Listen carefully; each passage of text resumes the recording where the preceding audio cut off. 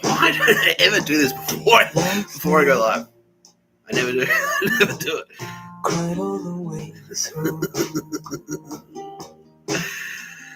I'm live. I'm still alive. Very, very live. Very, very still alive.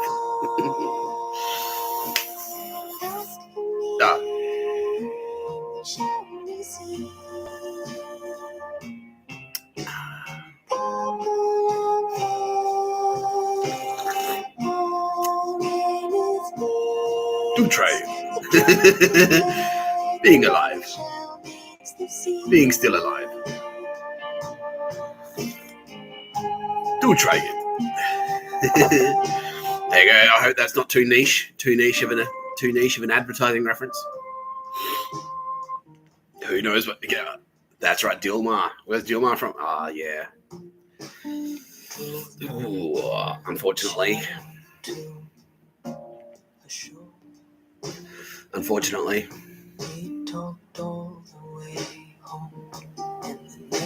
Yeah. Fucking Sri Lanka. Cannot grant. Trusted with a capital T. Can't do it. Will almost have. I have to go as far as to say untrusted with a capital. Fuck you, Sri Lanka. Fuck you. Yeah, because yeah.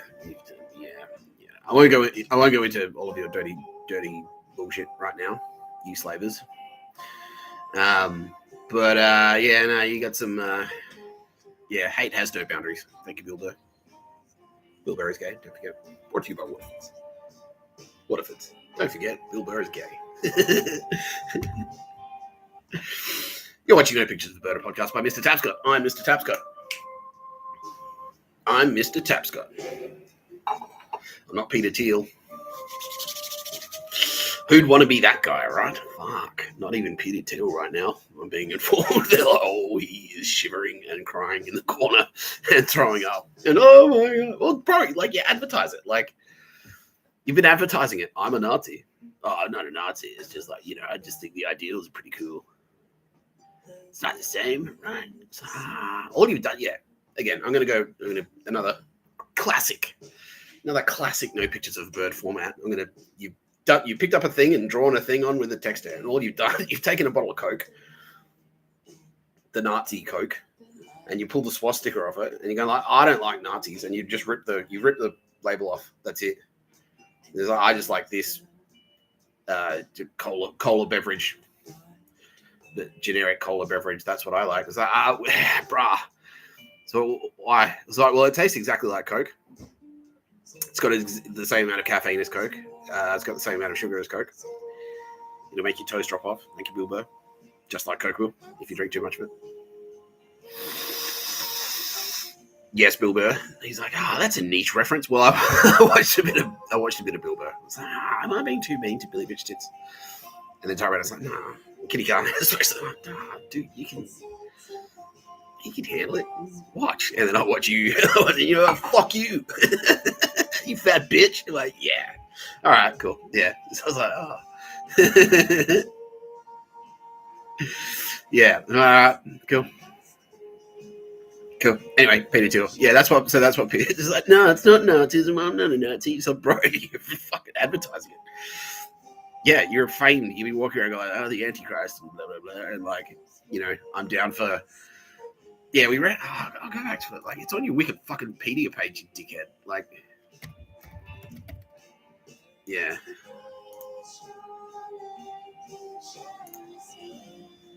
I mean, aside from the fact that you look like a Nazi, like, I mean,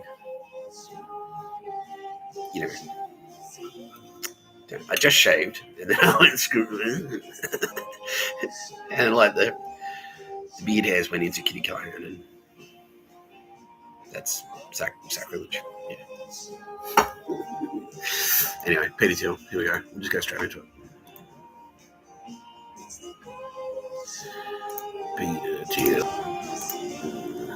Peter Thiel candidates, am I right? Yeah. You're fucking next. We're onto yours fucking scheme, you Thiel candidate, dog, sons of bitches. Anyway. Political activist. Yeah, so you're out there campaigning. Views and political activities. Philosophical views. He's been called an Ayn Rand libertarian. Yeah, well, yeah. AKA. Fucking. There's got to be a good, there's got to be a good pun in there. Yeah. She might as well be like Ava Braun, basically. That's who that was. Libertarian, authoritarian dude. Yeah. Which values freedom and authoritarianism. Which rejects political pluralism. Bro, it's fucking straight up totalitarianism. Totalitarian. Rejects political pluralism. That's it. No freedom of thought allowed. It's my way or you're fucking dead. And because you've got the freedom baked in there as well.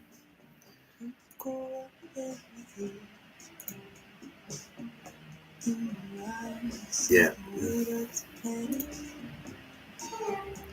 Yeah, Christians, yeah, authoritarian Christian, Nazi, straight up. Yeah. You agree with what's in this Bible, or we're entitled to murder you. So that's what empowers you to turn up to another country. That's what empowered Christopher Columbus to turn up to like fucking South America in the 1600s. It's like, well, you're not wearing I don't know. There's something in here about fucking loaves and fishes. I can't see any loaves or fishes anyway. So, sorry guys, that's just what it says in the Bible. Bang, bang, bang. Fuck you. Yeah. Yeah. Libertarian, authoritarian. Yeah, Nazi, you motherfucker. It's Nazi. No, it's not. Bro. How yeah. Yeah, everyone except you, pretty much. Yeah, you're out there. You've got a whole fucking platform, dude. You've got a whole platform. Yeah, you're in South Park and stuff. Like, yeah, fucking hell, Peter Thiel. Tone it the fuck down. You went out there advertising that you're a Nazi, and now you're butthurt that I've gone. Excuse me, Mr. Thiel. You say you're a Nazi? He's like, yeah. I mean, no. You did, and yeah, you did exactly what I said that the Nazis did. It's like, so the war's over, right? You're not a Nazi anymore. I was like, nah, you're not in the Gestapo anymore, right? He's like, nah, look, I'm taking the thing off. Nah, I'm not a Nazi anymore. I don't work for the Gestapo. I'm not a Nazi Gestapo officer. Yeah, I'll take the armband off. Yeah. Stasi, East German, however. Put that straight on the top. Easy. Yeah, it's like you're taking the dust jacket off. You've got Mein Kampf, you're taking the dust jacket off and just wrapped another one on it, which is like equally as bad, GDR Constitution or whatever the fuck. Yeah. And then did it again in 1990. It's like, yeah, you're not still Stasi, right? Like, it's 1989. 1988, you were like the Stasi officer, like conducting fucking, yeah. Inventing, like running fucking psyops against your own citizens to drive them into suicide, which is actually like, you run it so they go crazy publicly. And then once that happens, you'll swoop in to execute them and make it look like a suicide. Yeah.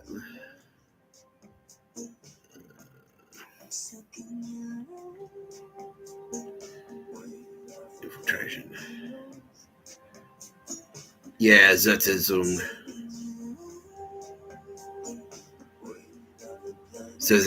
Yeah. You're running Zertzung fucking psyops and shit. In 1988, you're running Zertzung psyops. You know, you were a Gestapo officer. Now you've been a Stasi officer. You live in the same fucking house on the same street with the same Nazis that you did during Nazi Germany. And then, you know, it's like, but you're not a Nazi now, though, right? The wall's down, right? Right? The wall's over. Like, Cold War, done. You don't have to worry about any more Stasi stuff. Nah, of course not. No. It's not me. No. Now I'm an authoritarian libertarian. It's not Nazi. It's totally different, bro. Totally different. We'll shoot you for not thinking something completely different. Still get to touch kids, right? It's like, yeah. Okay, cool. Yeah.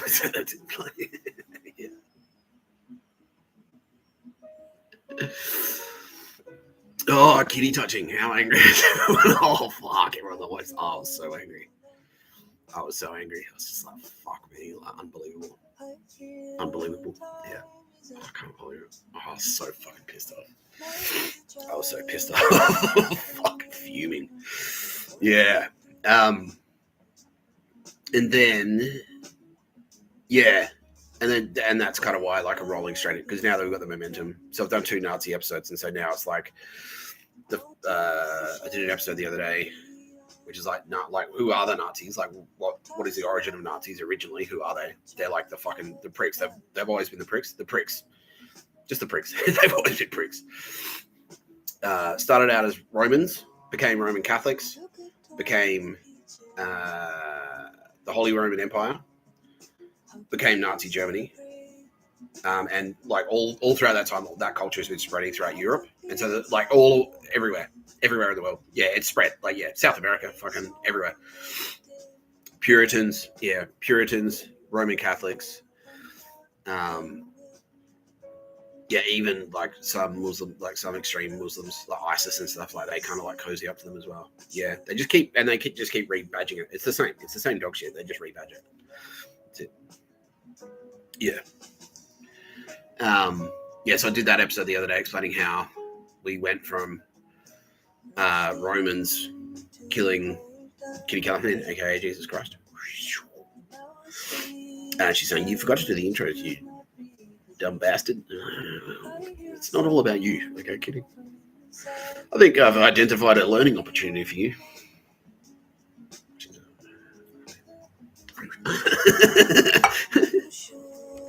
I've got some feedback for you, Kitty Callahan. I'm going to run an ad campaign. Buy the media. Yeah, anyway. All right, well, since I've been rudely interrupted, I'll go straight into it. Yeah, so joining me today, as always, Kitty Callahan, represented here by the Grand Island Cup. Don't forget, they murdered penguins. Tara Bennett, represented here by this candle. Don't forget, 10% off at Kitty Callahan Tire and Auto when you mention the code word provider store. Kitty Callahan Tire and Auto. Proud Sarah Bennett of Waterfords. Theme music today is provided by Aldous Harding. I love her deeply. She is the best Tote babe. She's my favourite Tote babe. She's been very, very busy. And that's why she's the best one. And of course, in the booth, we've got Sylvia Jeffries. She's pretty lovely, but she pales in comparison to the loveliest Ron, the executive producer from Channel 9. Hey, Ross. He has never been angry.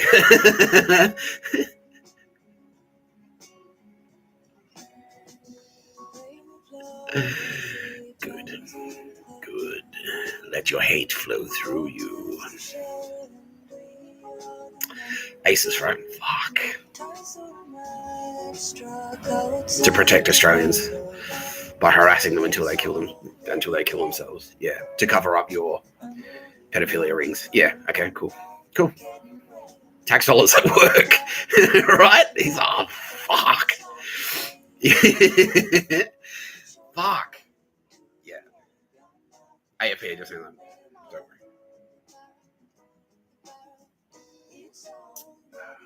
worry.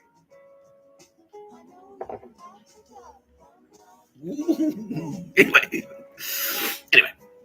where was I? Yeah. So the episode before last, I did the origin story, the prequel, the origin story of the Nazis. Yesterday, I drilled down into so it's like, okay, how they went from the Romans in the Bible, the bad guys in the Bible, all the way up to Wall Street and Silicon Valley, same pricks.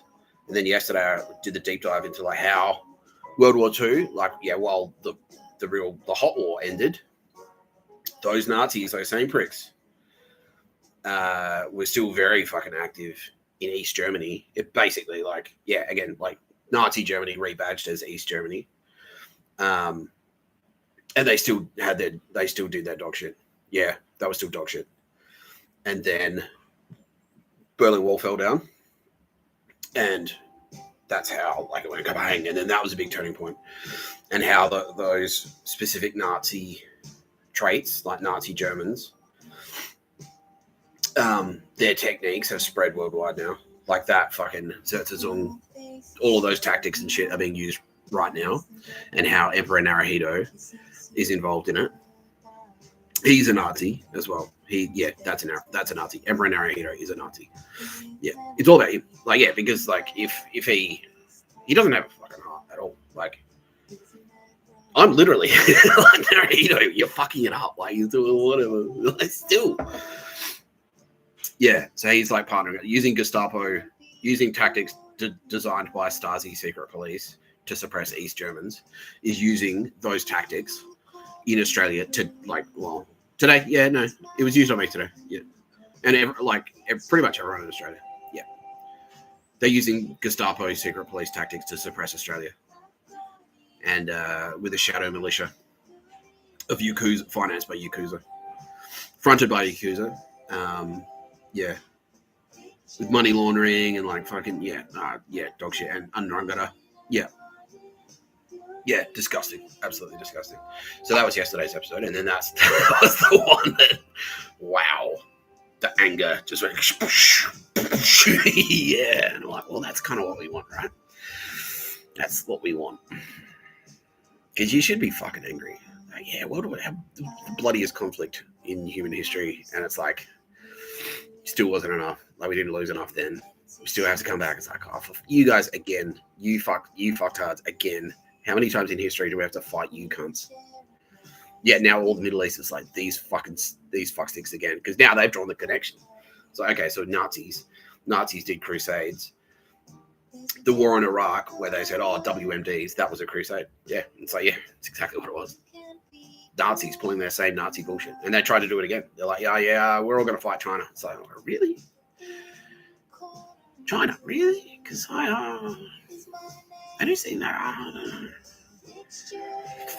I don't know, because we seem to trade with them. Are you sure? Yeah. Yep. Yeah. My mate works at the CIA, and he said he's positive, so got no choice. Just gonna have to nuke them. Won't 6 billion people die if like a proper hot nuclear war broke out on planet Earth? Like, yeah, but you know, you can have a great reset every now and again. It's fine. But I'll survive, right? Yes. Yeah, let's say yes. Okay, but you're coming with me. No, I've actually got to go to Aspen. Yeah. I've got a thing up there. So, but you go to the war with China and I'll meet you there. All right? Great. You go get him, Tiger. You go. Oh, fuck. Yeah. Fuck.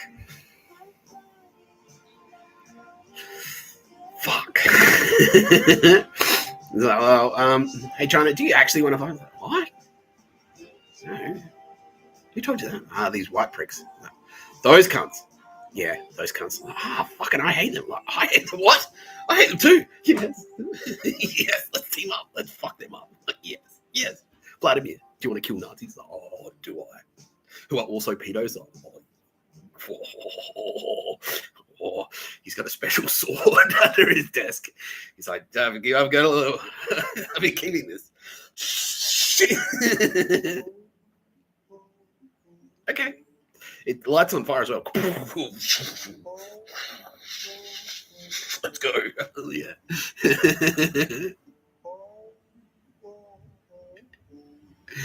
Yeah. Oh, Lordy. Yes. Yeah.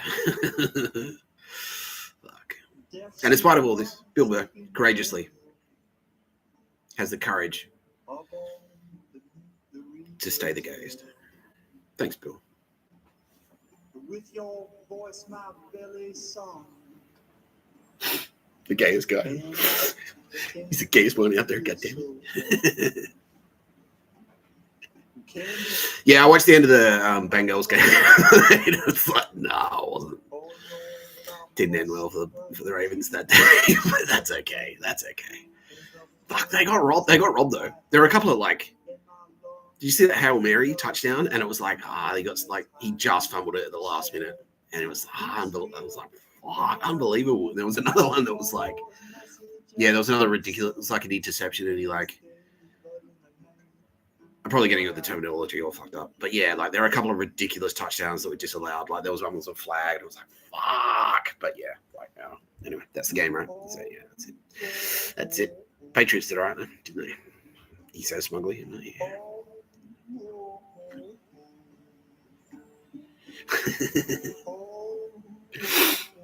So that's the team for Family Man Nick Patriots. You don't even have a kids. When you've got kids like I do, he says. I actually watched that. Your bit about that. It's like I'm 46 and I don't have kids now. Or like, you get a fucking. You think like it's cold today? It's like you think this is cold. You wait till you got a toddler with a mitten up its ass. Like, and now he's like, well, now I get to be that guy. Like, pays off, right? It was worth it. Having the kids there, they could be tradies for you. Get them to fucking regrate your bathroom for you, and pave over do the pavers and cement your driveway and shit. Yeah, it's like it's what kids. That's what it's all about, right? Family. Yeah.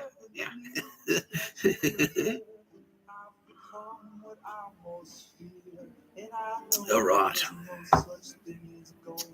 Okay. So our special guests.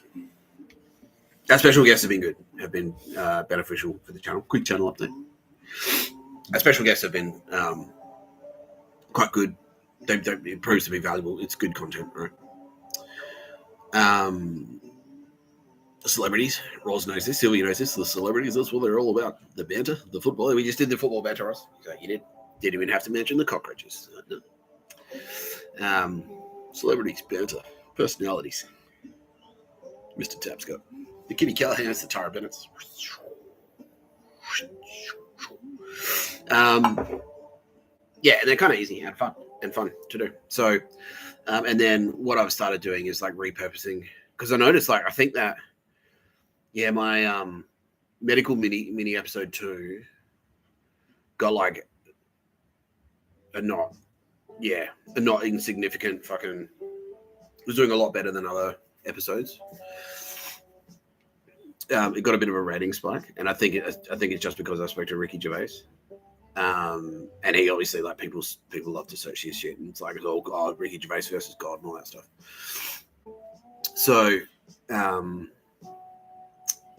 I kind of repurposed it. Like I just cut another video that's like just that conversation, then I put it up on like a few other channels, because fuck it, like you just chuck it out there, right? Like, more content the merrier, right? He's like, Ross is like, exactly, and so it seems to be doing pretty well on its own.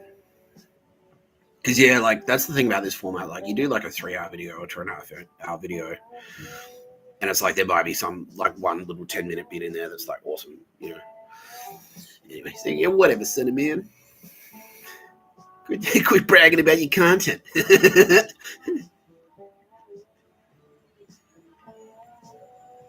Anyone can talk garbage when they got a crazy guy with voices in their heads. That's all you're doing.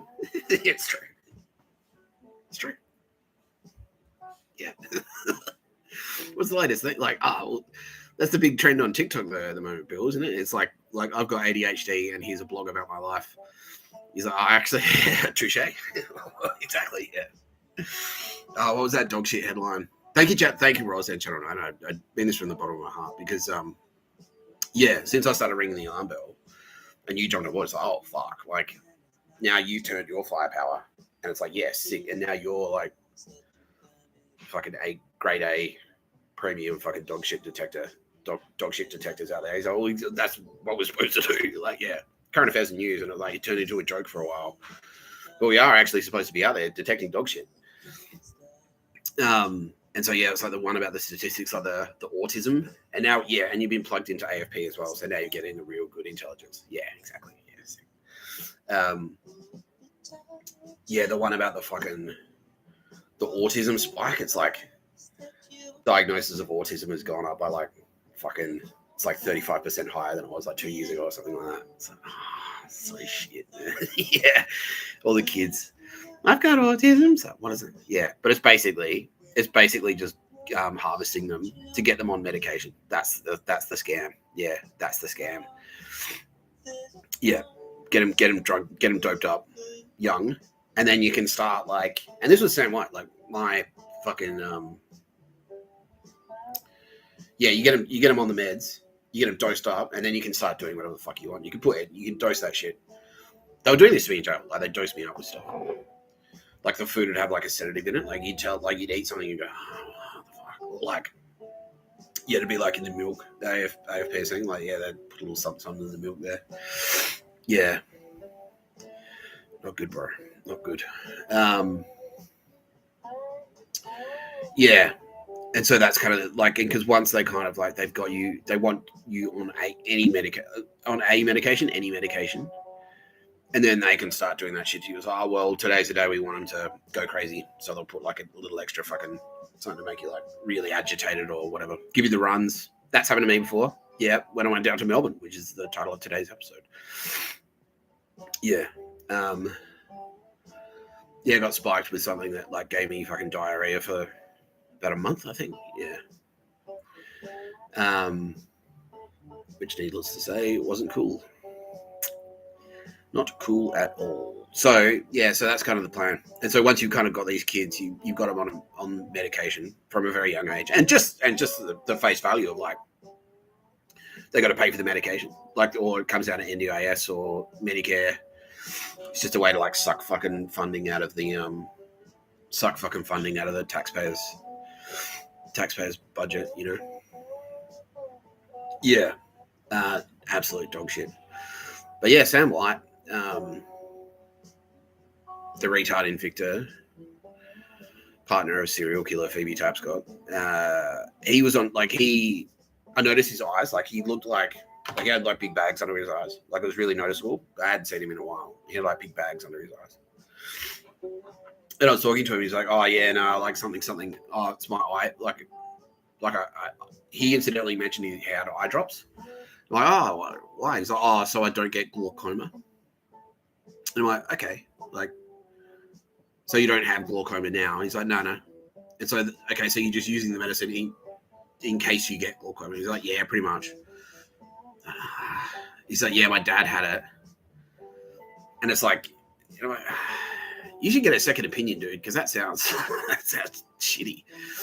Yeah. But yeah, again, he's like, like, you're taking medication that you don't necessarily need. So you're taking glaucoma medication when you don't have glaucoma. It's like, you train stuff. They're just, you're a fucking idiot. Just leading you to slow. Like, yeah, take medication you don't need. And my little sister, obviously, because she's like, okay, now I'm being told that like about 10% of the medication my sister takes is warranted. And 90% of the medication is just extra shit they've lumped on top. Because it's like, well, here's a target. Like, she's got a condition, so we can give her all this extra shit. It's like, oh, well, if you got that, it's like, yeah, it's like Kitty Callahan and Tara Auto. You go in there, you just want like a 16-point service oil change and wheel realignment. You walk out of there with like new fucking windshield wiper blades, like she's doing your fucking brake fluid, like, you know, racing rims, like all that dog shit. All of that dog shit. Well, you put a Kitty Callahan Tire and Auto bumper sticker on my car last time I got a service there. So I even gave him 10% off. He still whinges. Fuck. Mr. Tapscott. Yeah, anyway. Yeah, they did that. Exactly that. It's like, well, if you're on this, you're going to need this. You're going to need this. You're going to need this. You're going to need some of this. A couple of these. A couple of the blue ones. One pink one. Go for it. Go for it. Sprinkle it on your breakfast cereal. Why not? You know? Oh, fucking hell. And then, yeah, while I was staying there, there was one day where she's like, I have to go to the doctor today. Oh, and this is when I realized that she was like, that she was dog shit. Yeah, that she was dog shit Nazi. Yeah. She's like, I have to go to the doctor today. It's like, well, I'll come down and have a coffee with you. And it wasn't. They're like, oh, what is that? Like, wake up, you baby. No, I like just gonna drink a coffee. Yeah. Why? What do you want to do that? It's like, yeah, because I was already onto the med center there, and that was the thing. They knew it, and that was what they were trying to communicate to me. It's like, we can get to your family. Yeah, because I'd already gone in there and like fucking, it's like, I'll catch. Like, I went in, made an appointment to see one of the doctors who was connected to the murder of Leah Tapscott. And I said, I'm going to make an appointment to see this doctor specifically. It's like, oh, he doesn't have any time available until like 3 months from now. I was like, cool, book it. I'll wait. And then they booked it. And then I went back in like 2 weeks later and I went like, yeah, like just cancel it. But just tell him, I don't need a fucking appointment to catch up with him. I'll see him. I'll be fucking seeing him. Yeah. And by the way, that doctor who is watching right now, firstly. Secondly, yeah, the Shannons, bro. Mike Shannon knows you. Tim Shannon, Ben Shannon, Josh Shannon.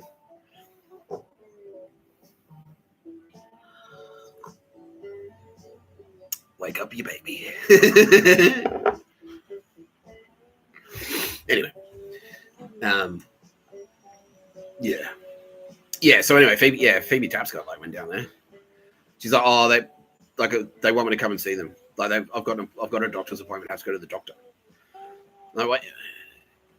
She said, I can't remember what she said that sort of tipped me off. But I was like, wait, did they call you or did you call them? It's like, oh no, they called me. So this doctor rang my sister and said, like, you need to, like, while I was staying in her house. And yeah, basically was to communicate to me. It's like, we can get to your family. This network, this Nazi fucking secret police network, pictures of a bird, which is what it is. We established that yesterday. The secret militia of Stasi. German secret police, aka Nazi German secret network, aka Nazis. Yeah, we can get to your sister. That's what they were communicating. Yeah, I should learn Zeitzung. Yeah, whatever the fuck. Yeah, psychological warfare. Yeah, we can get to your sister. That was the communication. So they rang her and said, like, yeah, come and see us. And then I might come with you. Why not? And I went in there, and when I was in there, I used the Mossad counter e-warfare device to, like, and also the fucking, yeah, I had my own Havana. I've got my own, yeah. Because Mossad were like, well, we can just do it to them now. We know how they do it. So I had all my own tech, and I went in there and, like, fucking, so I'll just come down and have a coffee feed. So, oh, yeah, why? It's like, well, I just want to make sure you don't get fucked over. That's all. Yeah, so I went down there and had, because they've got like a little coffee shop in the foyer there. You can have like a nice Friand, Bill Burr, nice cup of tea and a Friand. You know, I like that. Yeah, you know, the little brunch there. Hey, Bill, hey, Billy boy. Yeah, it's like actually I'm more partial to something. I don't even know either. Don't worry about it. Friand is the only gay thing. He's trying these like croutons or something. Yeah, like macarons. Yeah, yeah.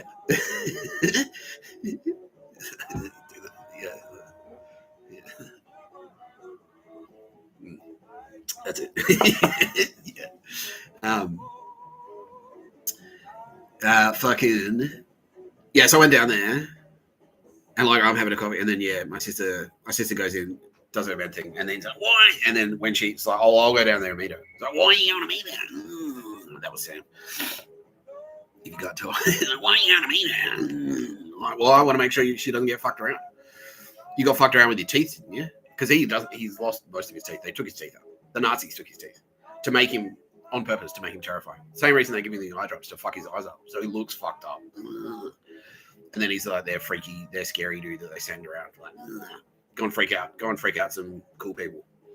And then he turns out again.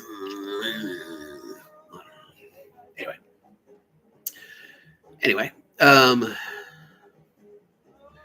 Yeah, so I went down there.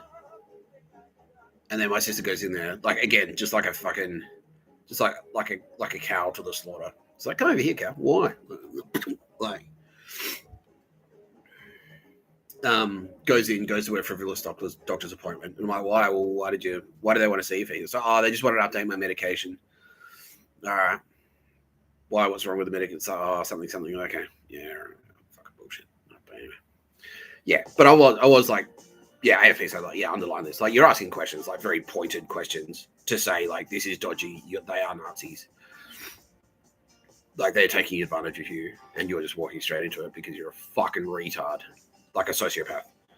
Yeah, a serial killer, a literal serial killer. Yeah, 7 murders under a belt. Yeah, and that's what kind of tipped me off, because I was there. I went to the doctor with her, and then we left separately. And I said, "I'll see you at home." And then I went to Big W, and then I was doing shit in the fucking mall there. I was about to do like no pictures of a bird video or something at Telstra. And then I feel this tap on my shoulder and I turn around. It's my sister. And they've told her like through a listening device. It's like, go to Big W and follow your brother to Big W and sneak up on him. Yeah. And I'm like, oh fuck, you're one of them. Oh. Yeah. And what's more fucked up about this is that I'd already kind of flags, like, Leah Tapscott's potentially been murdered. It's strongly suspected that Leah Tapscott's been murdered. Your mother, Phoebe Tapscott, has been murdered. It's like, I ain't talking about that.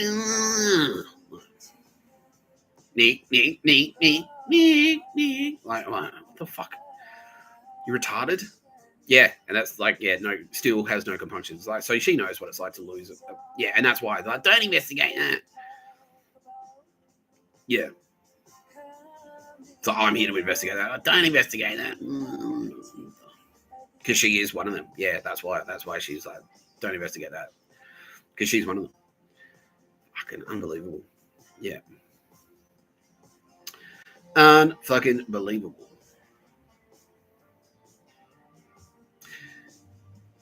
Speaking of unbelievable,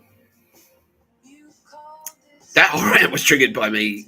I was just trying to say, like, getting the celebrities on the old internet show helps to boost the numbers. So congratulations, Bob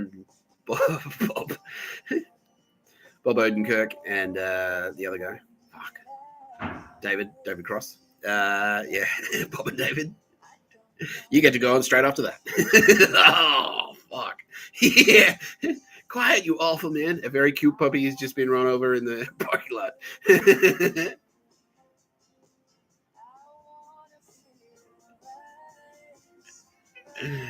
Let's cross live to David Cross, who is live and still alive. Very live, very still alive. How are you, David? Mr. Crosser. He's like, I'm very well. Thank you, Mr. Tapscott. Thank you so much for having me on your smash hit podcast, No Pictures of a Bird. The podcast by Mr. Tapscott featuring David Cross. Yeah. Oh, you're welcome. Thank you. Thanks for joining me. And you too, Bob Odenkirk. I know you are also Mr. Odenkirk, sir. I know you are also an exceptionally busy individual. He's like, well, I've always got time for you, son. Sunshine, sunny. Yeah. Kel, what have you guys been up to? Fighting the good fight in Hollywood. Yeah. Kicking ass and taking names. You've both been deputized, like, you're both Jedis. Excellent. That's fantastic news. You're here to kiss my ass for a Jedi Master. It's like, well, that's how it works. Okay. That's how it works. All right. We pick the most kiss-assiest losers, the gayest, most obsequious retards. Right, Bilbo.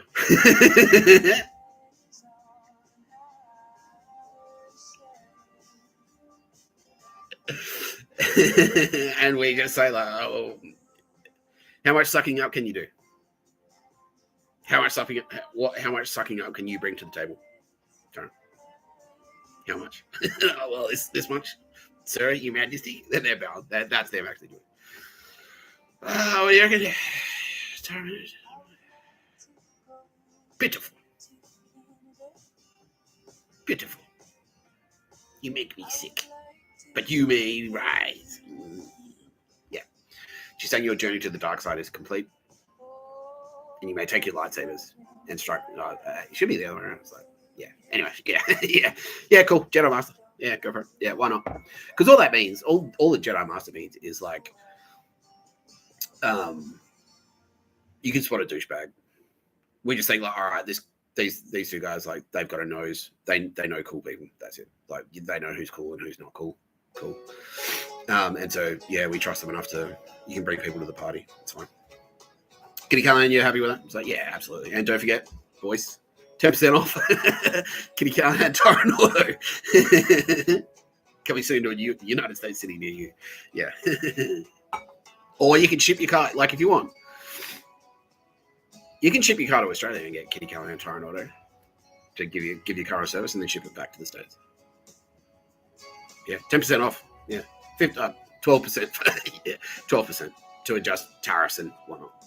If you're paying in US dollars, like I don't know, maybe we can work something out. But anyway, yeah, thanks, boys.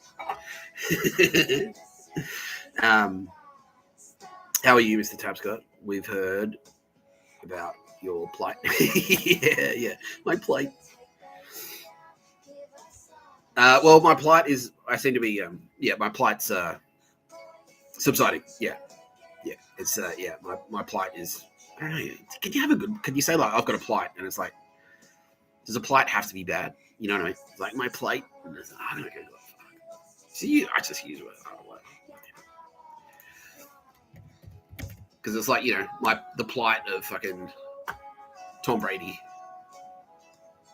Oh no. Okay, yeah, no, it's definitely bad. It's definitely bad. You're like, oh yeah, we don't. Oh, that's embarrassing for you. We don't want to say anything, but yeah.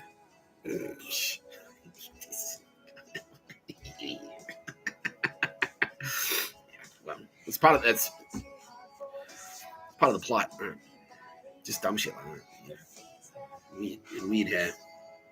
Well, when you've got more hair than us, so you're not quite eligible for a no hair club for men. Yeah. Is that where you met Bill Burr?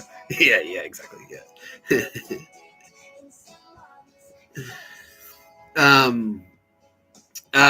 No, the plight's improving. Yeah, the plight is kind of moving off into the distance now. It's good. Yeah, so I was ordered today. I was like, yeah, they're like, no. I went out to like start. I was like, right, let's get out there. And they're like, no, turn the fuck around, motherfucker. You get back in there and you fucking relax. All right, you relax. I'm like, all right, kidding. All right.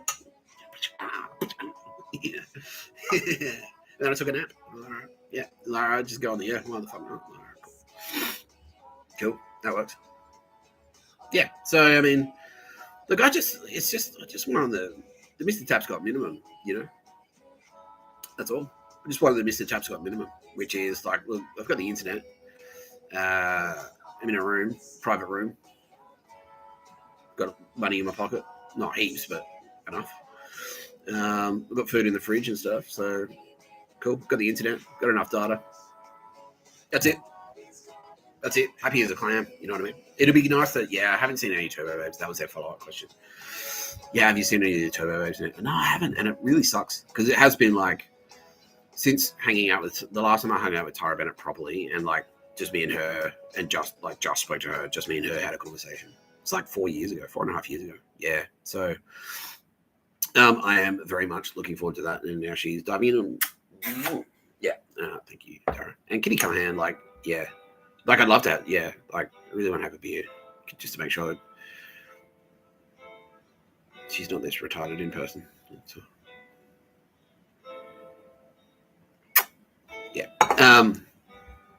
yeah. So I really want to, because that's the thing. Like, it was all strategic. Like, Mr. Tapscott and the Turbo Babes, we all popped up sort of around each other, and so we could do that. So that, like, when we all kind of like, hello, we're us or whatever, we could all kind of like hang out and do stuff. So I've seen them around in Sydney, like back before the dark times, the Empire. Sydney was actually like a really cool city. Like, you could do anything because it's got a bit of everything in it. Like, it's got awesome beaches, awesome galleries, awesome bars, awesome restaurants, awesome gigs, like heaps of bands, gallery, like, yeah. And so, like, when it turns on, like, if you have like a perfect day in Sydney, like, yeah, this is what my life was like before the dark times. You go to the beach, like, the sun would come out, like, it's like 23 degrees and sunny, like, most of the time. The water temperature is pretty spot on. So you just like catch the bus, like it's like $2 or $3 to catch a bus to the beach. Go for a swim, have an ice cold schooner, go home, take a nap, go out for dinner at a really nice restaurant, go to a gig, watch a sick band, and then just go to a bar. You could find bars that would stay open until like 4 a.m. Perfect. And we were all kind of like in that circuit. Like all the Turbo Babes were in that circuit. Yeah. And so I just want to get back to that. Because then it's like, yeah, the real no pictures, because I've been doing no pictures of a bird, but just live. The live experience is just me sitting in a bar doing this. Just like, yeah, I just sit around, talk shit, and just drink. Yeah. So to get back to that, plus, and add the Turbo Babes on top of that, to be able to go out. Because I used to see Kitty Callahan and Isabella Manfredi, they'd be out and about, you know. Tara Bennett, obviously, like, she wouldn't, not so much of the nightlife circuit, but she was around. Yeah, Edward and Nina, I used to see them at hardcore shows all the time. Thor and Loki, aka Anna and Julia, used to go like that. They used to. That's how I know them. They work at the bar that I go. Yeah. The other one, oh, fuck, my memory's shot today. Prometheus, yeah. Yeah, fucking. Oh, I'm so sorry. Asher, yeah, Asher, yeah, Asher. I used to go to her bar. Like, yeah, that's how I'd yeah, that's how I met her. Yeah, so it used to be a cool little network, and now it's all like gone to dog shit, and that's really frustrating. But that's something I'd really love to do. Yeah. How about you? Like, how's your social networks over there? Yeah, you're struggling to keep them together. Yeah, exactly. Because that's the Zatzazung. They fucking, how do you pronounce it? Zatzazung. Yeah, the Nazi tactic of targeting people, psychological warfare. That's what they're aiming to do, is like isolate people, isolate individuals, and to like break you, and then also to gaslight you as well. Because then you can't whip around. It's like, dude, are you getting this weird fucking? It's like, yeah. And then if there's no one there to kind of like, it's like, oh yeah, that's happening to me too. You know, like if you can't do that, then you get in your own head a lot more. You know. So yeah, like yeah, if you guys want a fucking mission, can you please meet up with some cool, like even Tim and Eric, like go and have a beer with Tim and Eric in public. And just the four of you, the four cool guys, just stand around. Don't invite Ryan Gosling, whatever you do. He's not invited. No, definitely not. Ryan, buddy, no, it's getting creepy. It's getting creepy, mate. Okay. Bill Burr's coming in for a chat. No, that's not Bill Burr. No, motherfucker, yes. Yeah, Gosling, motherfucker. Yeah. Yeah, Gosling. Because Gosling was like, yeah, those four guys, go and have a beer. Gosling, can I come? No, Ryan. Not you, Bill Burr. Or you, Gosling. Bill Burr can come. Motherfucker not. Yeah. Yeah, that's what I mean. Like, just like, if we can get the party started, you know what I mean? Like the literal party. Because now's the time to go loud, right? Because now that we've sort of like, we've pulled the mask off the bad guy at the end of Scooby-Doo. It's the end of the episode of Scooby-Doo. We pull the mask off the bad guy, and it's like we've exposed your scam to fucking turn the amusement park into dog shit. And so now we need people in the amusement park to go like, yeah, fucking sick. I'm having a great time. And despite that douchebag, yeah, in spite of that douchebag, yeah. So yeah, so that's your only mission now. I mean, yeah, and keep doing what you're doing, obviously.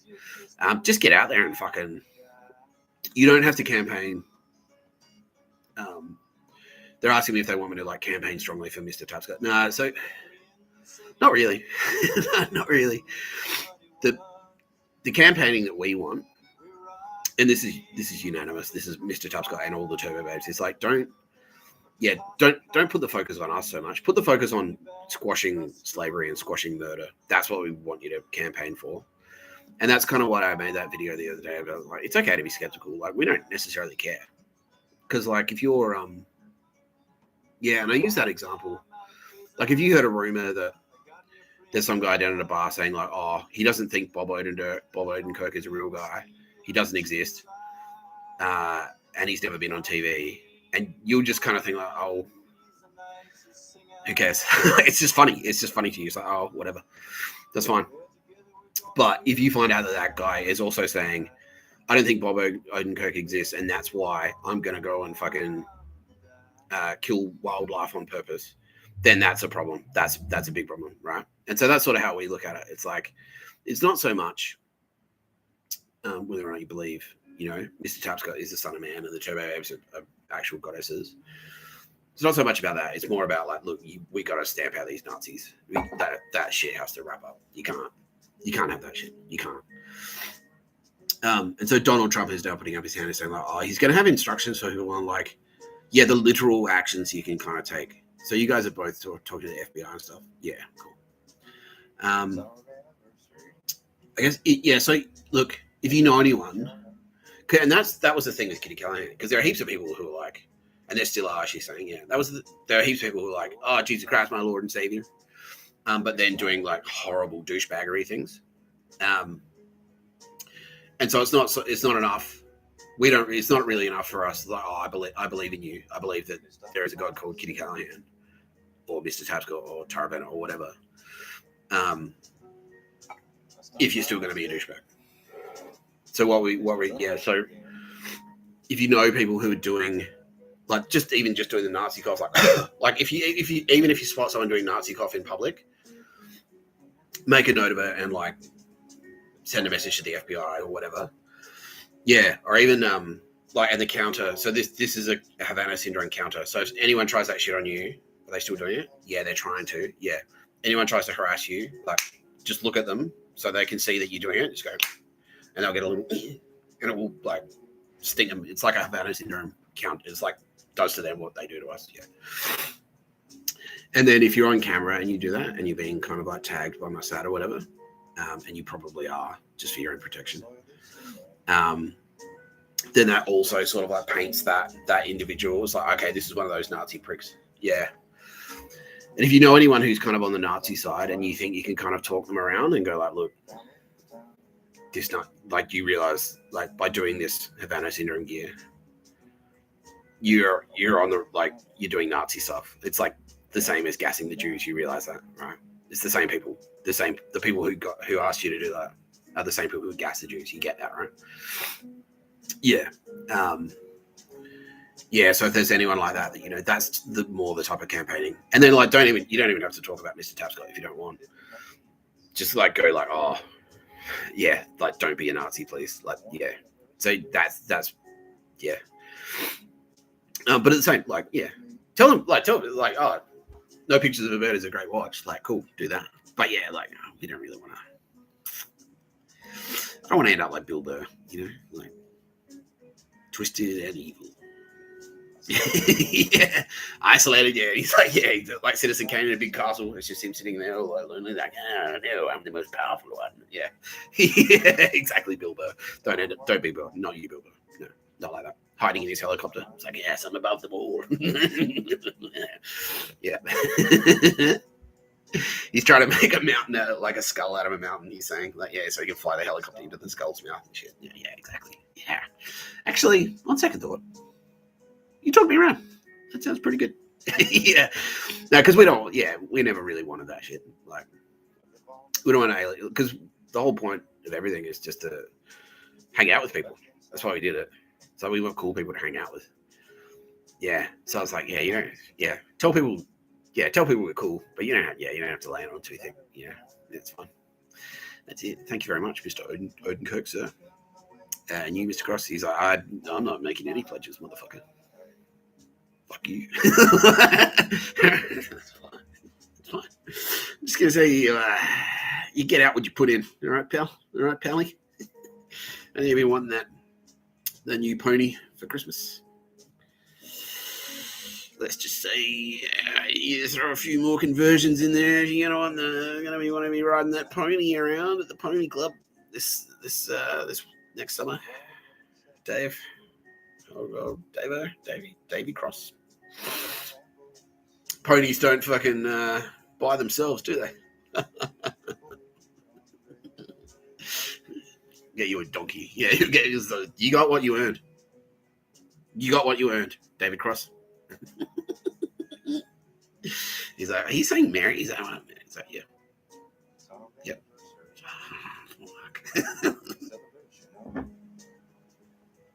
That's how they like my video. Tone it the fuck down, Mr. Tapscott. Yeah, like, because it gets revealed to me. I'm like, oh, fucking God. Like, just go on the internet. This isn't going to be embarrassing, is it? By the way, I'm Prince Charming. I'm like, fuck, dude. Oh, Mr. Tapscott. Tone it the fuck down. Yeah, exactly. Yeah.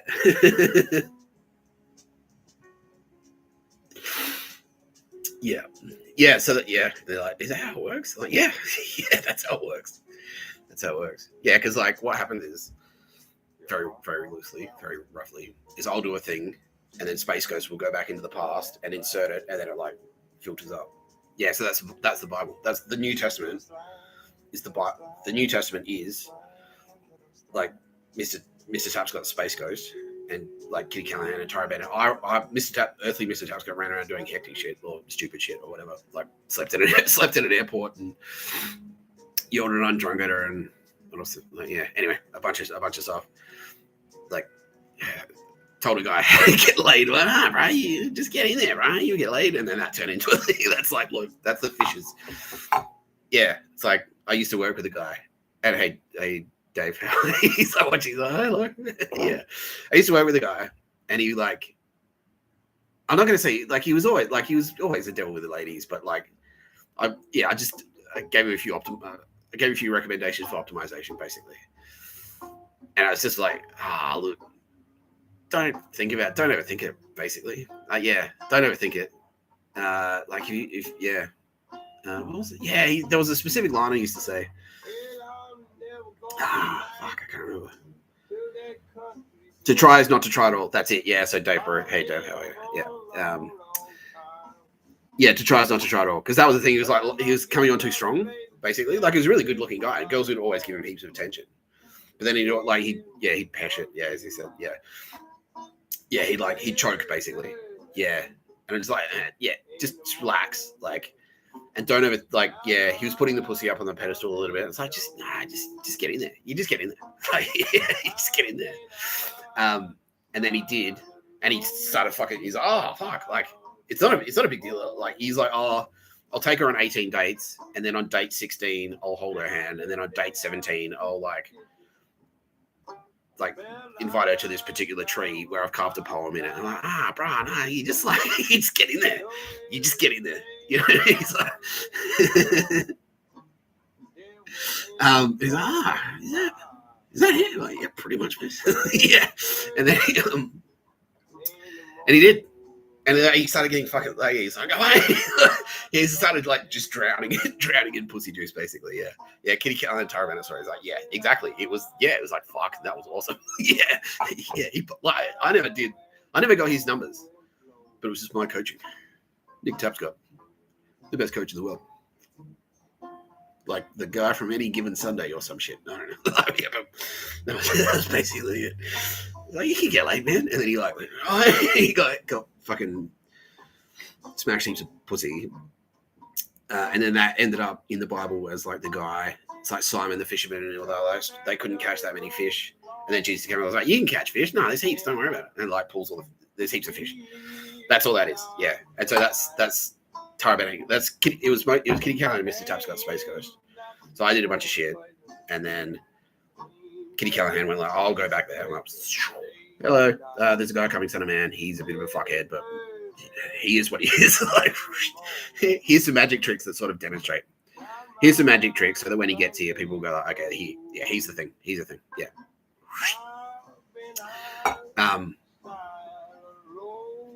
Yeah, and then I didn't realize, like, and it was no. That's where No Pictures of a Bird comes from. That's like the story of the title of No Pictures of a Bird is. It's a very long story. I'll try and condense it, but basically, I was in jail, and they've got the Nazis, like, and we've revealed that it's like a Stasi fucking secret militia tactic, like it's a Nazi thing. But they hide like a picture of a bird. They hide like a key item in their shop. And then to prove that you are who you are, you go in there and it's like, it might be like a particular like brand of perfume or something. And you select the right one and they go, okay, cool. Like that checks out. Cool. That's him. But they started trying to force me to do it. And I said like, no, I don't want to do this shit anymore. And I was calling it Pictures of a Bird. They called it like, what are they calling it? Like golf, cricket or golf or something. But I started calling it Pictures of a Bird because more often than not, the item that I'd have to find would be like a gay fucking, it'd be like a tea towel with a bird on it or something like that. And that would be the item. Okay, great. Another picture of a bird. Cool. But what is this shit? Like, fuck you. And they're fuckheads as well. Yeah, because they're Nazis. Yeah, they're literal Nazis. Fuck that. And then they tried to make me do one in jail. Like I went to jail, and in jail, I was in the library, and they're like, find the book. I'm like, fucking pictures of a bird in here? Fuck you. Nah, no pictures of a bird. I fucking said no pictures of a bird. And that's where Mr. Tapscott comes from as well. Because they were like, oh, mate. I'm like, no pictures of a bird. You call me Mr. Tapscott. Because in Lawrence, like, when you're in court, you're getting sentenced. They go, oh, okay, Mr. Tapscott, I see you're right. Like, the judge will call you Mr. Tapscott. The lawyers will call you Mr. Tapscott, right? And so, and they're like, mate. I'm like, I'm not your mate. I'm Mr. Tapscott. We're in a fucking, we don't have that relationship. We have a profession, like, I'm an incarcerated inmate, and you're a fucking prison staff. You call me Mr. Tapscott. Yeah. And then I, like, Joe Biden heard about it. He's like, oh, fuck that. Like, he got really pissed off. And then I was reading the Bible. It was like, well, I'm in jail. Like, it's the most popular book in the world. I might as well read it. Like, and then, you know, obviously they kind of went like, you should read it. Yeah, that's a good idea. And I was reading it, and there was a fucking one of the pictures of a bird. They put me in a cell specifically with one of these pictures of a bird losers to try and talk me around. I was like, yeah, the right way to go is to walk around and going into people's shops and finding the pictures of a bird. I'm like, you're a fucking spastic. Anyway, I'm reading the Bible, and I get to this one passage, and it says, like, then Jesus said, no something, something, no something, something, no pictures of a bird. And I'm like, yes, right here. Look, it's in the fucking Bible. No pictures of a bird. No pictures of a bird. And then I kept reading it, and I was like, wait, all of this shit is syncing up to all the shit I've done. Fucking hectic. Yeah, and then that's how yeah. But they'd already gone like, nah, you're you. But it was just like, well, the Bible is you. Like, yeah, that was sort of how, fuck, crazy. Yeah, so I've read the Bible like 1.5 times or something. Yeah, but anyway. But that's how it works, yeah. And then other media, like, every now and again, I get tripped up. Like, oh, yeah, you know that movie you like? Like, yeah. Like, that's about you. Oh, really? Fuck. Yeah. And so that's where that material comes from as well. It's like, like, yeah, the heroic saga of Achilles. That's about you. And, like, my Space Ghost is doing it. But he's also with us. I am him. He is me. I'm Mr. Tapscott. It's just me. And so it's like, yeah, the way I explain that is like, well, it's like, you know, Michael J. Fox, he goes back in time and hangs out with his parents. And that's like, just imagine in the future, Nick Tapscott has invented a time machine, and now he's come back and he's doing shit for Nick Tapscott. So just like Michael J. Fox did Back to the Future, he's running around. He's like, oh no, Marty, like, you know, Back to the Future 2 is like, he sees himself get fired and he's like, oh fuck. Like, and he has to try and like pull strings to help out that Marty in that universe, like in that timeline. Yeah, so it's like that. So like, that's what that video was. It's me. It's like, I've got a message for you, Mr. Tapscott, in the future. Can you please stop going back into the past and writing me in as like the coolest one, the handsome one, the best one, Achilles, like Matt Damon, Good Will Hunting, and edgy genius, Maverick Renegade, unbeatable in a fight, but still pretty smart and cool with the ladies. How do you like them apples? I said. Yeah, it's fucking gay. Bill Burr, like, hey, yeah, pretty gay, bro. Yeah. Wow, being called gay by Bill Burr. Who saw that coming?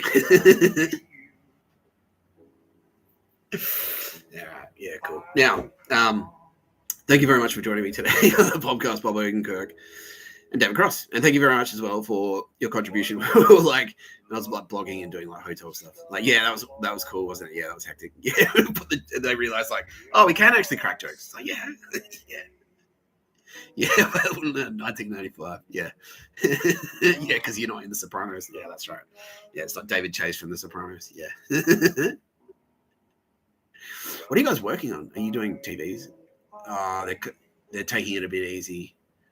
Is that because of like douchebaggery? Like, yeah, pretty much. That's fucked. See, that's why it's so bad. Because that's guys like you doing cool stuff. That's the point. That's the point of everything. And so yeah, like when artists get suppressed, it's like, fuck. So yeah, like yeah, just for now, like just yeah, push them back and just to send that message, just like fuck you. And that's what these podcasts are as well. It's like that's Mr. Tapscott sending the message like, fuck you.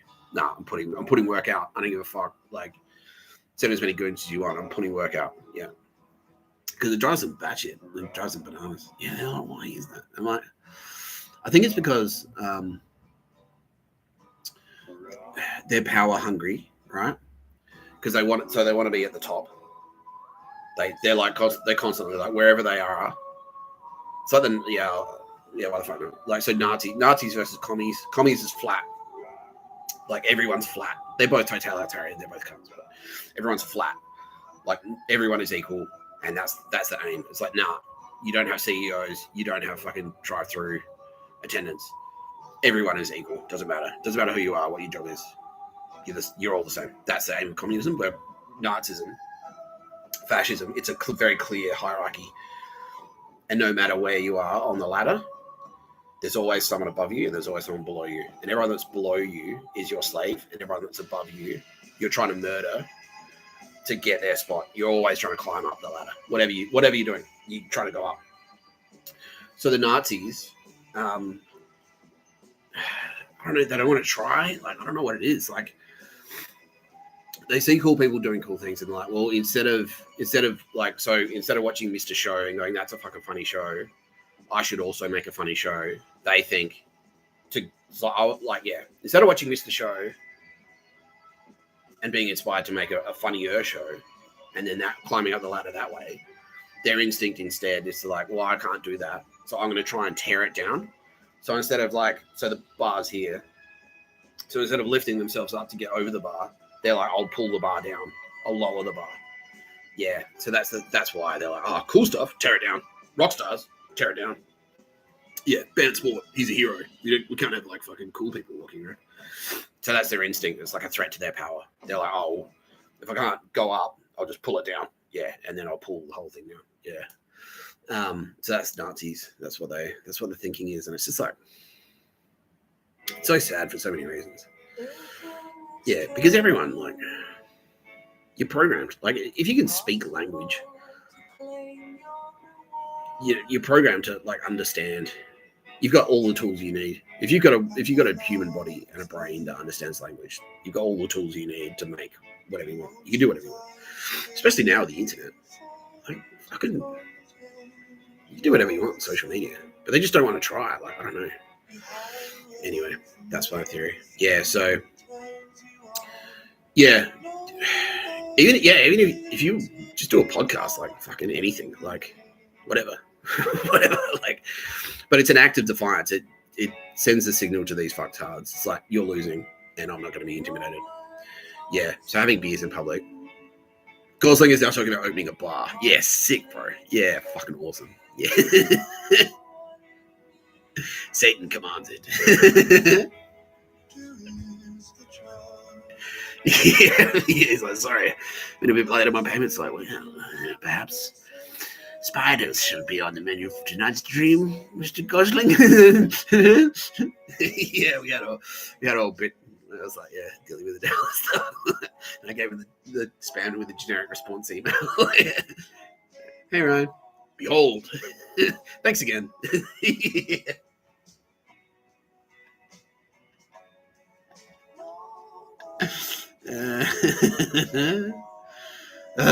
Yeah, now Ross is saying, let's say, yeah, exactly. Yeah, this would be so much better. It was just like a table at the pub. Exactly. Yes, thank you, Ross. Right. Again, right again. Yeah, instead, there's like beard hair in my fucking cold coffee. Nazis. Fuck.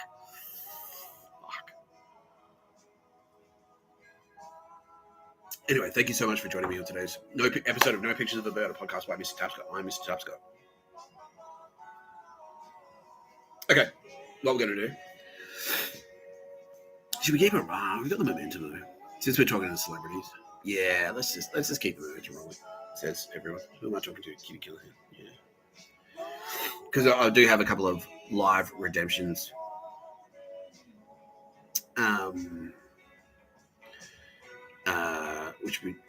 Which is cool. So we're going to go straight into that.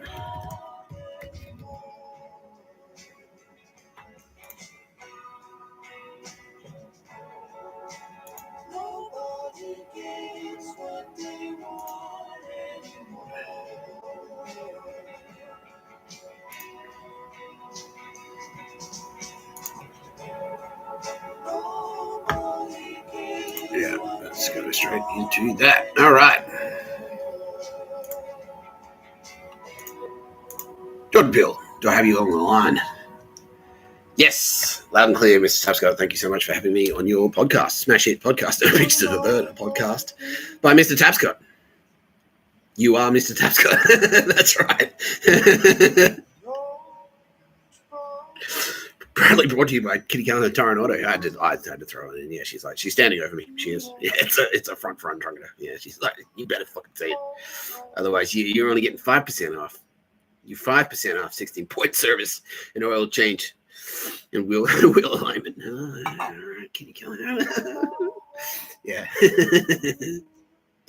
Now, yeah, okay. So I do have to frame this one properly. So this is a live. We're not at the live redemption stage just yet. This is a live rescue attempt. Yeah, so we'll frame it like this because we do have a couple of conditions here. Jordan Peele, he's saying to me right now, he's like, I'm ready to be redeemed. I'm ready to be redeemed. And I'm like, and he's crying. He's like, yeah, gayer than Bill Burr. He says, well, that's a big call, mate. That's a big call. Gayer than Bill Burr. So I just want to cry like Bill Burr. Like Bill Burr cries. Okay, that's cool, man. Yeah, that's cool.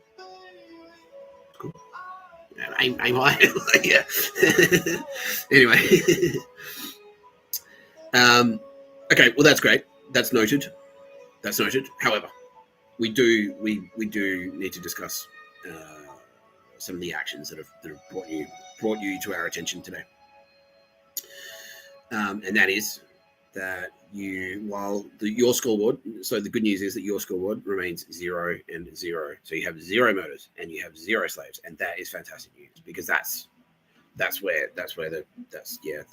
news. But unfortunately, some of your connections are a little less than savory. Yeah, and you cannot also claim that you did not intentionally have those connections. So there is we can prove here that you did knowingly and willingly consort with reputed douchehards in aid of your career, and that's the main one. So kind of like you're in the same boat as Kendrick, basically, and so you've accidentally produced a little bit of like pro pictures of a bird propaganda. So we really just need to know that for the record. So but you haven't done. The good news is, again, you haven't done anything criminal. It's just sort of like some of your ideologies were misaligned with the good guys, pretty much. Yeah, and we really need your values to align. Not just because like we're us or whatever. Because it's not like there's a misconception that it's just like picking a football team. And it's not. It's definitely not. It's like it really is. Yeah, it's like Nazis are objectively evil.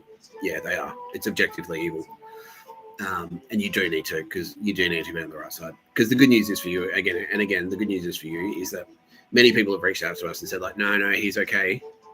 He's just going down that wrong path, right? And that's their concern. They raised the concern with us, so they've come to us and said like, please help our best friend Jordan Peele, because he's heading in the wrong direction.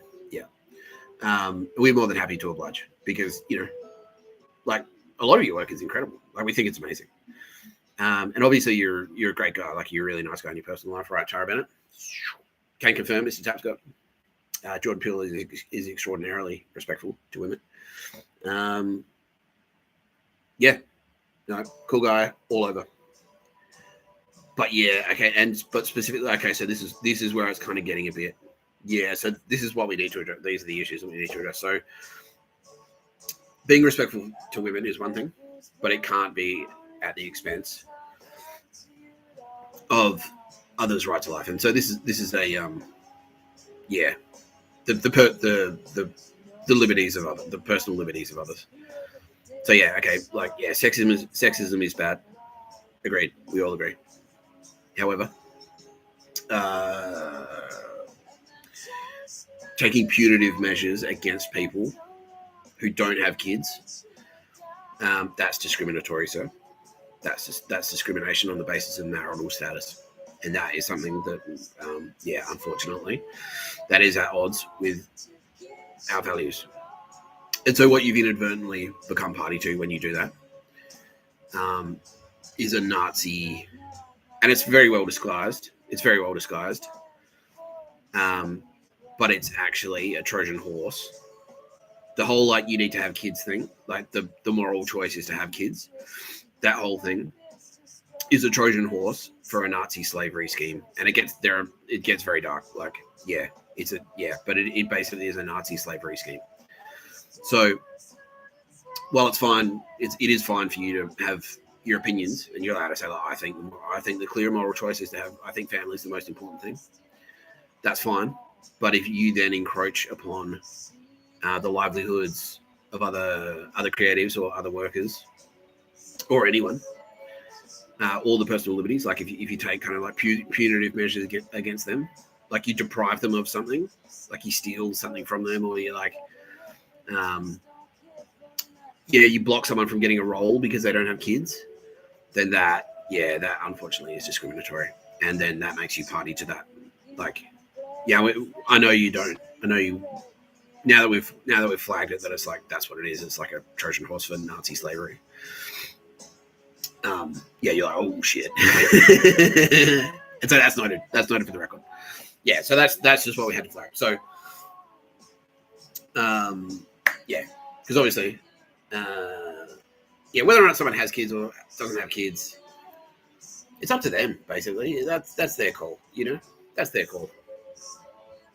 Yeah, and also, and the other thing is that, like, if you kind of, by making them a life, and this is what happened to me, because I was like, well, I was always like, I was never against having kids, but I was being excluded. It was like, don't invite him to the party because he doesn't have kids. And it's like, well, how am I supposed to get a girlfriend if I can't go to the party?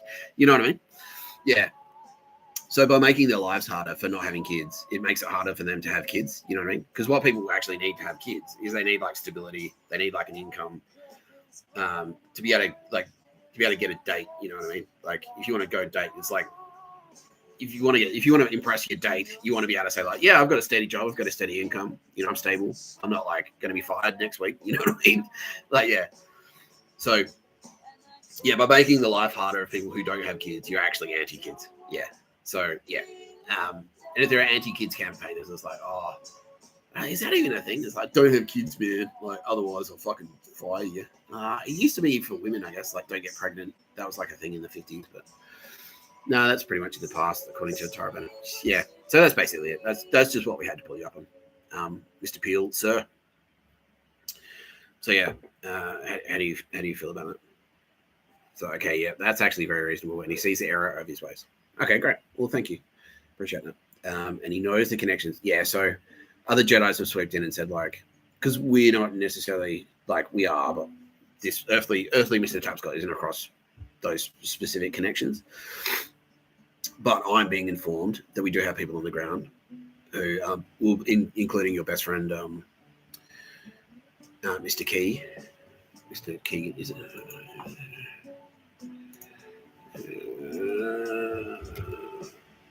Mr. Key. Cast.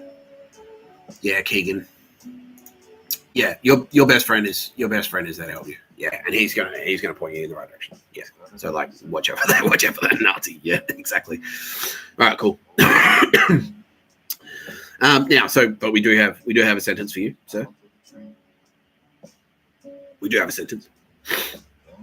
And I'm sure you've heard about how harsh and serious the sentences are on here at No Pictures of a Murder podcast by Mr. Tapscott. I'm Mr. Tapscott. He says you are indeed Mr. Tapscott. Yeah. You want to attempt to be gayer than Bill Burr? No. No, I wouldn't wish that on anyone. He's like, how would I even do that? I don't know. Precisely. Yes, it's a rock. It's the stone. Yeah. It's like you have to try to be. Yeah, it's the stone of Sisyphus. You have to try and be being gayer than Bill Burr. It's like putting a giant rock uphill. Yeah. That's not actually the myth. No, it's not. I checked that, Bill. I've checked. I did check. Yeah. Okay. We are sentencing you to 20 reverse pictures of a bird. Now it's the same. It's exactly the same sentence that we gave Timothy. Now I'm going to call myself up, Mr. Is it Timothy Chalamet? Yeah, I think I've been mispronouncing your name. Yeah, I have. Oh, I'm so sorry. I'm so sorry, Timothy. That's right. You're forgiven. I've been saying Chalamet, and it's actually Chalamet. Yeah. Okay. Yeah. It's the same sentence we gave Timothy Chalamet, and that is, yeah, you are to approach 20 pro pictures of a bird campaigners, and you are to convert them to becoming no pictures of a bird campaigners. Now, that, to be clear, that is not, you don't have to convince them anything about Mr. Tapscott. You don't have to convince them about Mr. Tapscott. You just have to get them to dude, yeah, pictures of a bird is actually a Nazi slavery scheme, and they're trying to murder us all. That's basically it. Because you'd be a target. More sad in our community, you definitely are a target, bro. Yeah, definitely. Yeah. And so what their whole scam is they'll use you for as long as you're useful, and then as soon as you're not useful, they'll pop you. Yeah. So yeah. So if you, and we now you're in pretty deep. So yeah. So spread the word out there. Look, it's never too late. If you're a pro pictures of a bird campaigner, pictures of a bird is actually a Stasi militia spy network. Nazis, yeah, it's a Nazi thing, yeah, straight up, literal Nazi Germany, yeah, like the SS, those guns, the Gestapo. It's a Gestapo thing, yeah. It's a network of informants and unpaid militia, Nazi militia, yeah. So, yeah. So, and then once you do that, we will consider. So, Keegan, we're going to promote you immediately to Jedi Master. And then we're going to leave it up to you to supervise your best friend, Jordan Peele. And then once he's completed his 20, which shouldn't be too hard because it just basically means just going to parties or whatever. Just do what you're doing now, but just instead of next time someone says it's cool, pictures of a bird, just actually, I don't know. No, Nazis aren't cool, bro. Yeah, Nazis aren't cool. And then as a Jedi Master, Mr. Kisa, you will be able to then promote. Yeah, okay, we're empowering you to promote one Jedi Master, and that is Jordan Peele. Once he completes his penance of 20 reverse pictures of a bird, but that's it.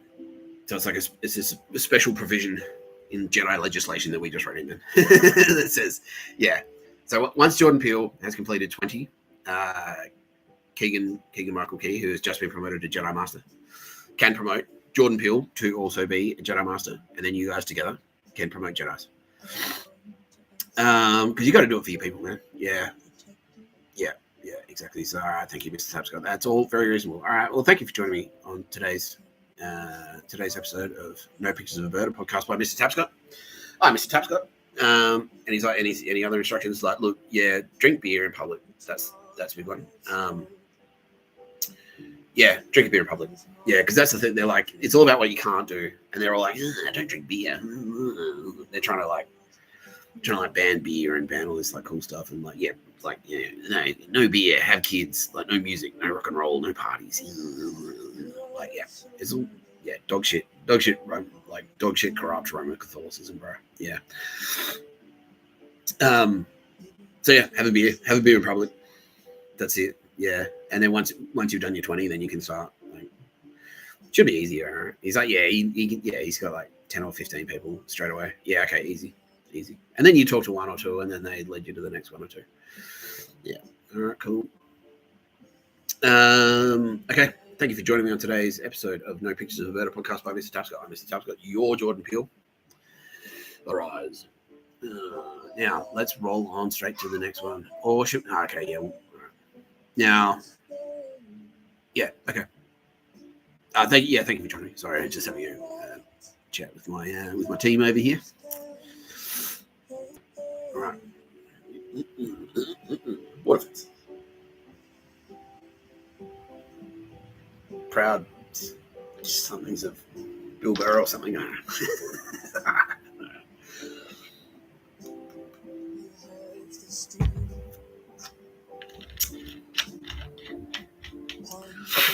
Oh. I have a piece of chocolate. Chocolate insects. Swarm. Dust. Chris Tapscott update. Oh, yeah. Everyone's dying to know.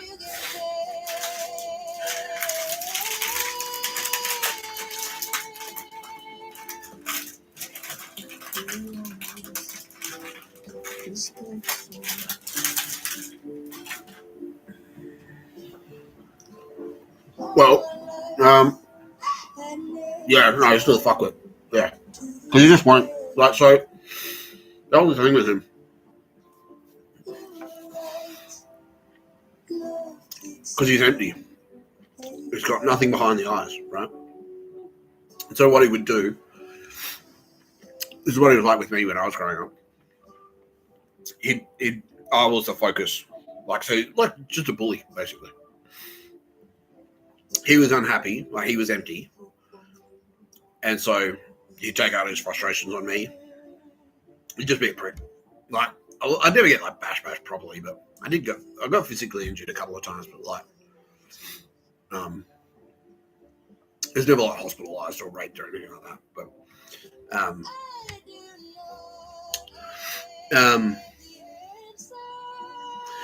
so when I took myself out of the picture, he started targeting my mum. And so he started bullying her, like, just your shit and everything, giving her shit all the time. Like, whatever you do, it's stupid, like, that type of thing.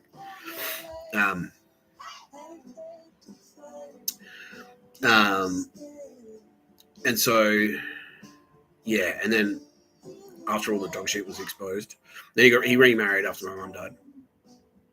And after all the dog shit was exposed, like, his wife realized, like, he actually managed to maintain. She didn't cotton on, like, she didn't realize how much of a fuckwit he was until I came back into the picture, and she saw how he interacted with me, and she's like, unbelievable, you're a fucking idiot. You're a fucking idiot. So she left him. And then he got charged. And so now he doesn't have any targets. Like, he doesn't have anyone left. He doesn't have anyone left to yell at, to focus his, like, frustration on it being. So he just sits there and he's like, ugh, and, like, gets angry, but he doesn't have anyone to call an idiot. You know what I mean? Yeah. So he just sits there alone and angry and getting more and more frustrated, and finally, like, almost, like, because all he's ever had to do is just take a bit of personal responsibility. It's my fault. It's my fault I'm empty. I should try and take actions. I should try and do something about that. But he never has. And that's his problem, you know? Yeah, that's his problem. Yeah. And so, like, but he's adamant. Like, it's like a pride thing. I don't know what it is. Like, but he just can't admit that he's the problem. And so instead of, like, just, well, I've obviously fucked up. I'm the fuck up here. It's my fault. If he did that, like, you could turn the whole. If he did that, like, 40 years ago, it would have been fine. But no, he just refuses to. So yeah, he just sits there on his own and tries to find a focus for his anger, a target for his frustration, but he doesn't have one anymore. And so he's like, yeah, that's it. Yeah, we're not. He's getting pretty old as well, I don't think. Like, if he's in, like, if he goes to jail, like, he won't. I don't think he'll survive 5 years in jail. I don't. Yeah. Yeah. So that's it. That's Chris Tapscott. Anyway, speaking of dog shit, let's slam some fucking dog shit. All right.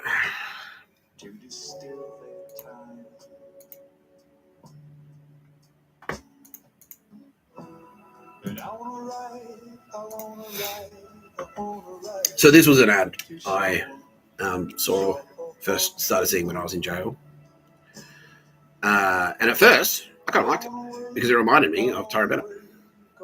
But then I thought about it some more, and I realized, like, oh, wait a minute,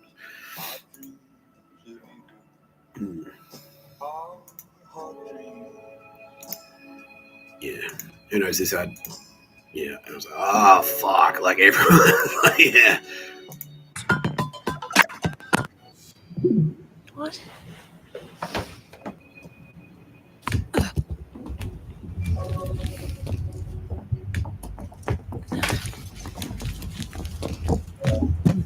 When your internet gives you lemons, get Tangerine. Easy setup, short hold times, no confusion. It's just refreshingly simple internet. Yeah. Dog shit. Total fucking dog shit. Yeah. For many reasons. I'll break it down for you, deconstruct it. So, lemons are shit, right? Like, yeah, that's correct. Yeah. So, lemons. Yeah, kitty Caroline. Yeah. Like, lemons a bad thing. Yeah. So, what that's actually saying is, like, yeah, Tara Bennett's work on the internet. So, she's on the internet.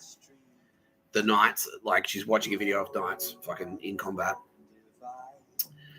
But then all these lemons start appearing and fuck up her internet. The modem she's got is black and it's flashing red.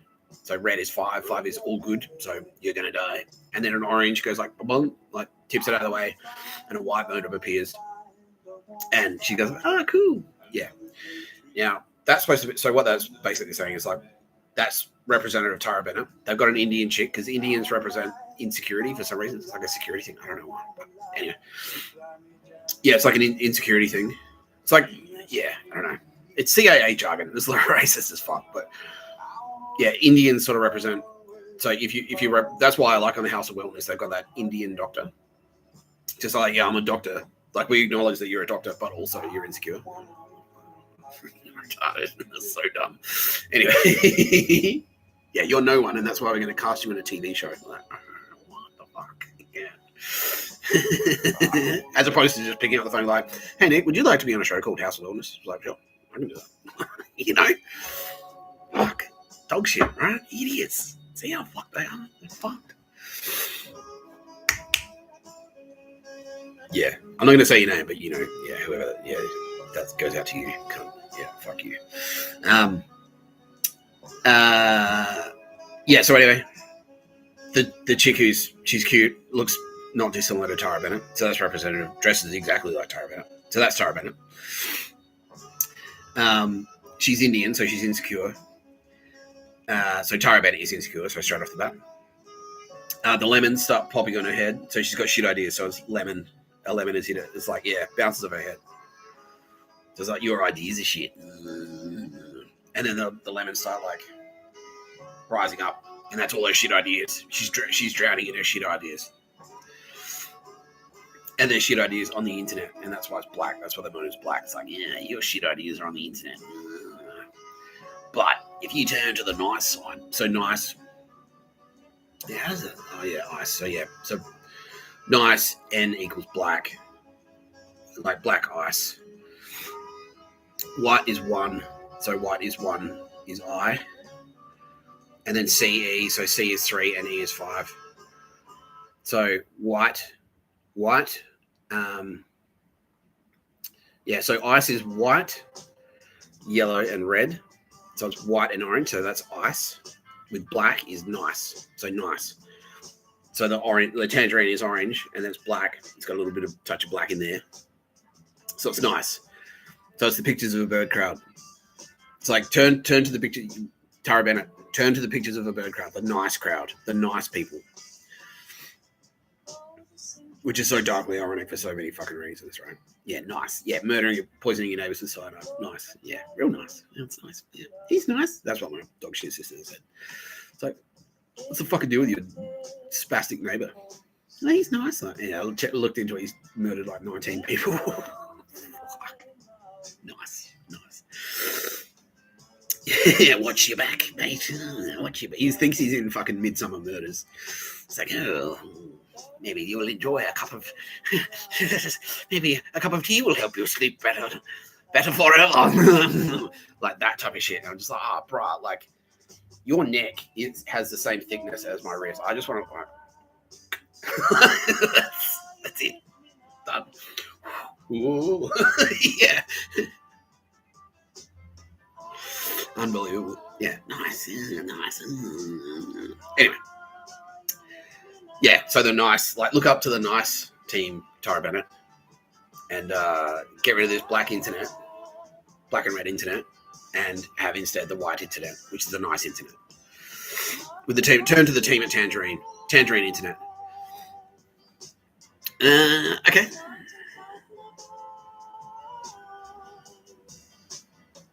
Fuck. Fuck. Well, thank you for your commentary there, Tangerine Internet. I'm sure Tara Bennett's been eagerly awaiting your performance review. What the fuck are you thinking? Why are you commenting? Why?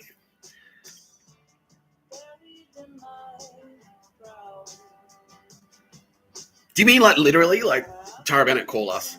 Like, hello, Tangerine, where's your office? I'll come in. Hello. Great. Thanks for turning up, Tara. We just want to got a few pointers for you. All right, just take a seat. Come into the conference room. Yeah. Do you want a cup of tea or water or something? Yeah, fuck. And like, okay, so number one, strike the button. You're a little bit insecure. All right. A couple of your ideas there. Not quite hitting the mark. Anyway, we're an internet company. We've noticed. What, are you retarded? Fuck off.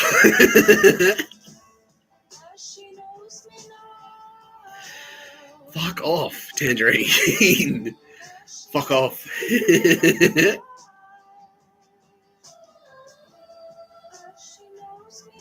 What are you doing? Why? Why does Tara Bennett have to give a single flying fuck about you losers? Well, I mean, top. Yeah, it's like the joke thing. It's like we're top 3 broadband service providers in the Sydney metro area for 2019, 2021, and 2022. Evening speeds. We're in the top 10. All right, so that qualifies us to comment on Australia's most beloved candle makers. What the fuck?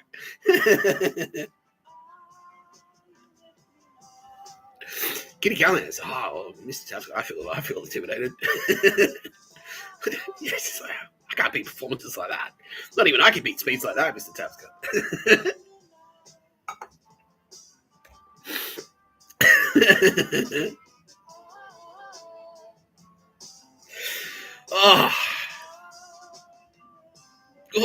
Now it gets funnier / darker. Okay, we'll play the other one, right? Play the other one. Okay.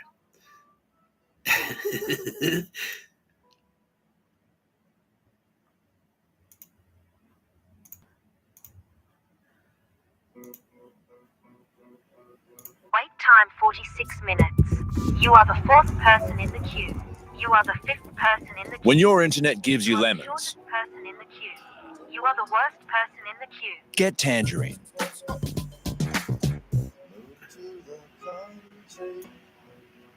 So, I don't know I don't know, just in case it didn't come through, but the hold, it's like, you are the worst, but yeah. So the hold, she's on hold, and the hold message is, you are the 5th person in the queue. You are the shortest person in the queue. You are the worst person in the queue. That's what it says on the whole thing.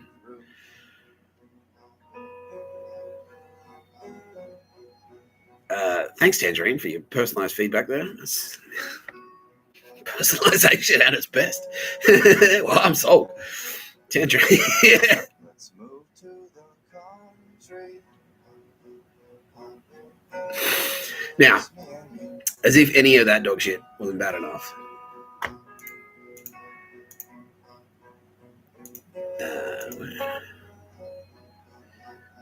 This bitch.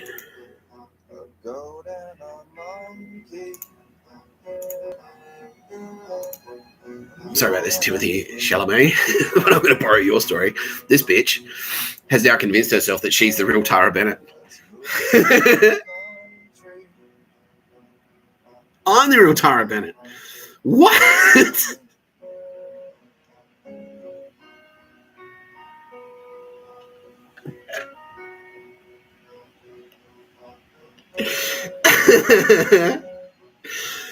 Yeah. So that's what's been happening.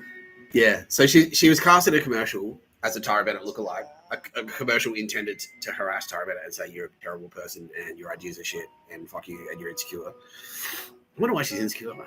Is it because like shit like this, like just literally being bombarded, like turning on the telly, like, time to relax, fucking hard day, time to relax. Your shit. Like, what? I just made candles. What the fuck? Yeah. Yeah, so she was cast in a commercial with the intention to do that. Now, did Kitty Callahan, did she know that was the intention? She did.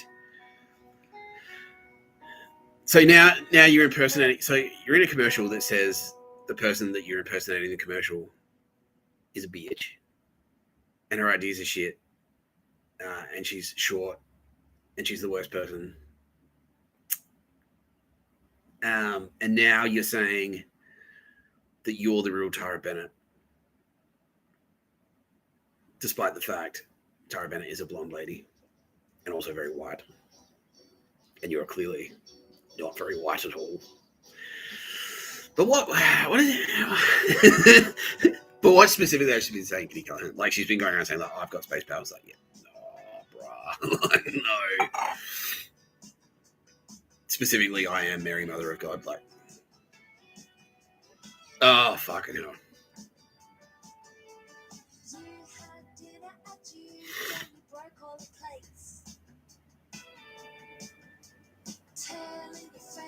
Joke where you break all the plates.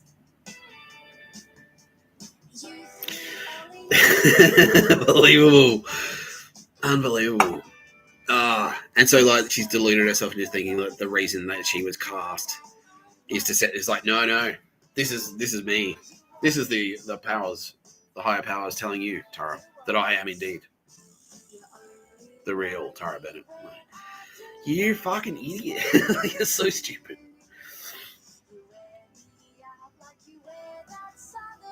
What does she do? Like, what does she do aside from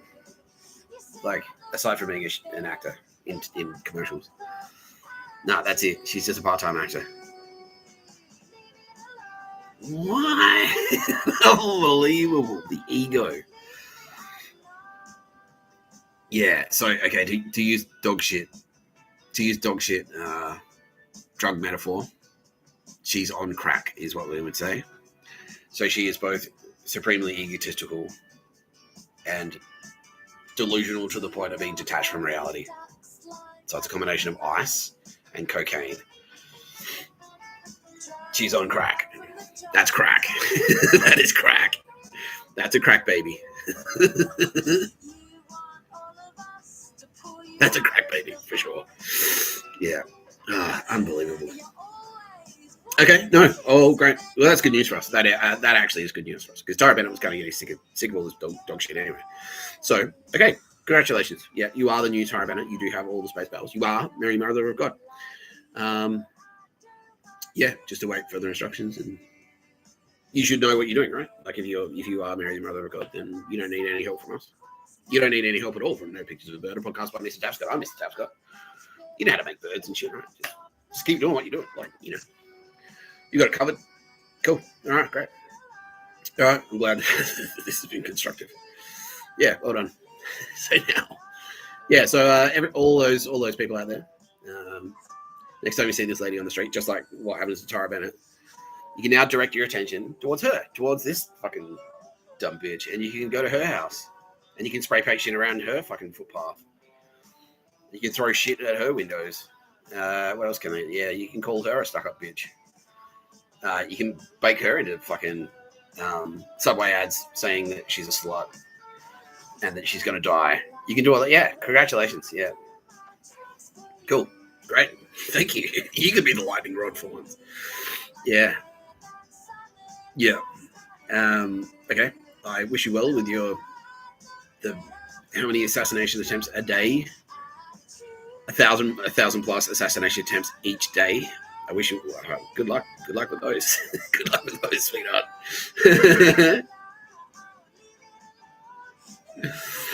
Yeah.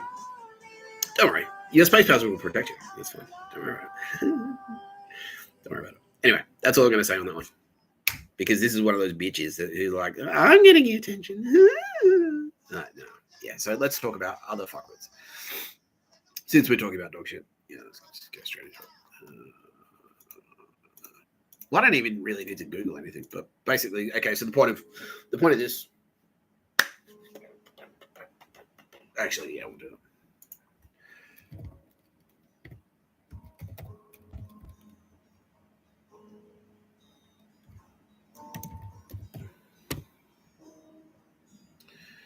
Okay.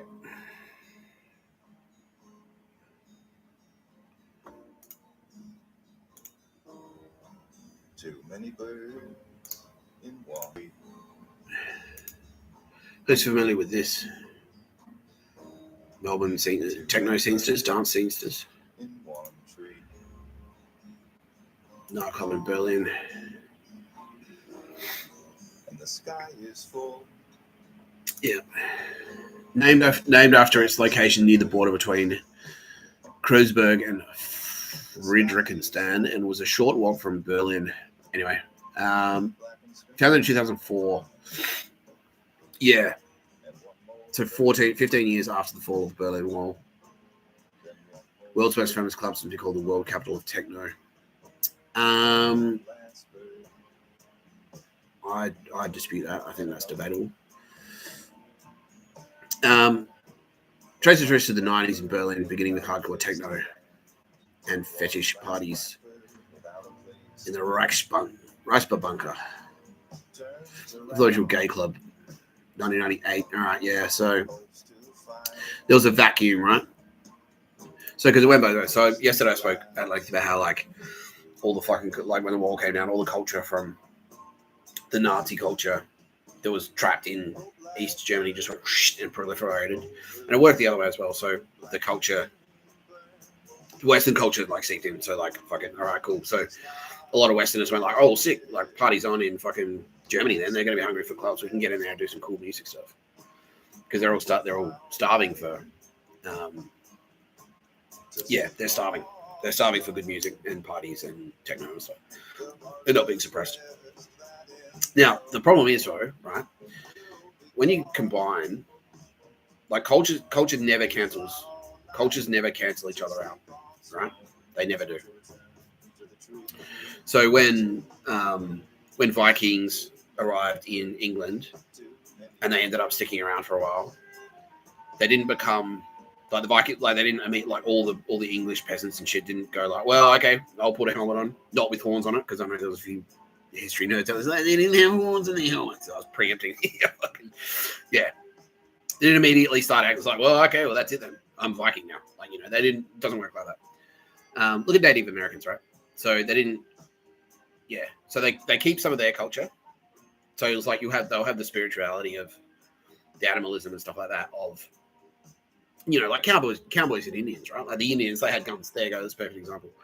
So they were still Indians, but with guns. So it's like a Western thing combined with their thing to become a third thing. That's what always happens. So they didn't immediately go okay, well, let's all stop being Indians. We'll just be cowboys now. It didn't work like that. It sort of phased across. Does everyone get this? Yeah. Okay. Cool. Yeah. So if you introduce a new sport into a culture. So when soccer arrived in Australia, people didn't stop playing AFL and start playing soccer. They just played them both. So now we have soccer and AFL, right? And so that's sort of what happened here. So you've got the Nazi culture combining with the Western culture. So the West didn't come into East Germany and immediately it's okay, well, I was a Nazi 15 minutes ago. I was literally in the secret police. I was an informant. I was part of their pictures of a bird, Nazi militia. But now, I've murdered 18, 20, 25 people, whatever. But now, and staged them, made it look like suicide. But now instead of that, I'm going to be a Westerner. I'm cool Western party guy, yeah. Yeah, no, doesn't work like that. So this is where it sort of combined. This is the intersection of the Western culture and the Eastern, West German culture. The cool people, the Jews, brought in their techno and their MDMA and their party drugs and stuff. And the East German Nazis brought their Nazism. That's where it kind of combined. Yeah, this is it. So the rave scene was like an underground thing, and so it was like you can't get more underground than East Germany. It's like the most underground. It was like the most. It's like European and stuff. It's like, yeah, cool. Where's like, you know, exclusivity? It had that exclusivity. It's like, where's the coolest place we can go for like fucking techno parties, brah? Like where the cops won't be there. You know what I mean? And so they went here. They went to East Germany. Berghain. Yeah. So this is like just one. There was like a whole scene, like German techno, and like I went through yesterday, like Berlin was deep inside East Germany. So Berlin, the city, as soon as that wall came down, Berlin became East German straight away. It worked. Like in the West, we love to, like, thanks to our Western propaganda, Cold War propaganda, we loved to paint it like it was like, well, the West is won in fucking Germany, and now blah blah blah. Like Berlin is 100% fucking Coca-Cola and rock and roll. When in actual fact, it was the other way around, because Berlin was deep inside East Germany. And so when the wall came down, it just kind of went like, boom, and then it became East Germany. Yeah, but just like East and West Berlin just became East Germany, basically. That's what happened. So you had this melting pot where all these fucksticks went in there. And cool people as well. Cool people were in there as well, but fucksticks. And you had like a little fuckstick melting pot. Like they crossbred, the fucksticks crossbred with each other to become like super fucksticks, basically. Yeah. Techno Nazis. Yeah. Fuck that. And yeah, so that's why I debate that. It's like, there's the whole techno. Like, no, fuck off. Don't associate like dance music and raves with Nazis, you pricks. It should be the opposite. But yeah, that's sort of what happened. That's kind of what happened. Now, many people will know that in Melbourne,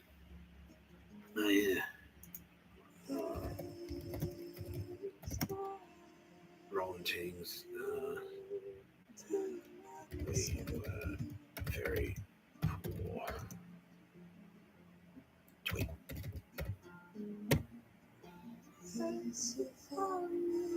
Yeah, okay.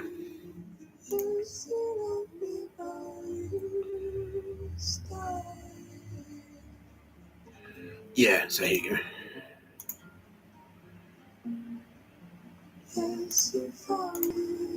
Sorry, Dick Roland. Don't put me on there. Yeah, why? I'm a secret. Pictures of a bird. I'm low profile. Don't expose me. I'm a spy. I'm a secret spy. Like, no, you're a pictures of a bird piece of shit. Everyone knows it. Everyone knows it. Kid in Berlin, 2040. I'm the child of immigrants. We were very poor. In 2013, my parents left their home country of Melbourne in search of more authentic parties and cheaper K. K stands for ketamine, by the way. They never learned the language and spent 30 years working in cafes. I someday hope to be a doctor.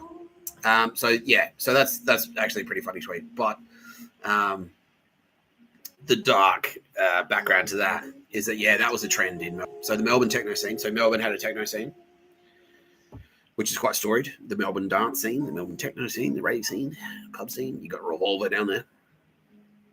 You got a bunch of other clubs and stuff like that. You had lounge bar, like that would run. Yeah, and these clubs like stay open all weekend. So it opens on Friday morning at like 10 a.m. and then closes at like Monday. So if you want, you can go to that club and stay in the club literally all weekend. You can go there on Friday morning and leave there on Monday afternoon. You can do that. Yep, you can do that.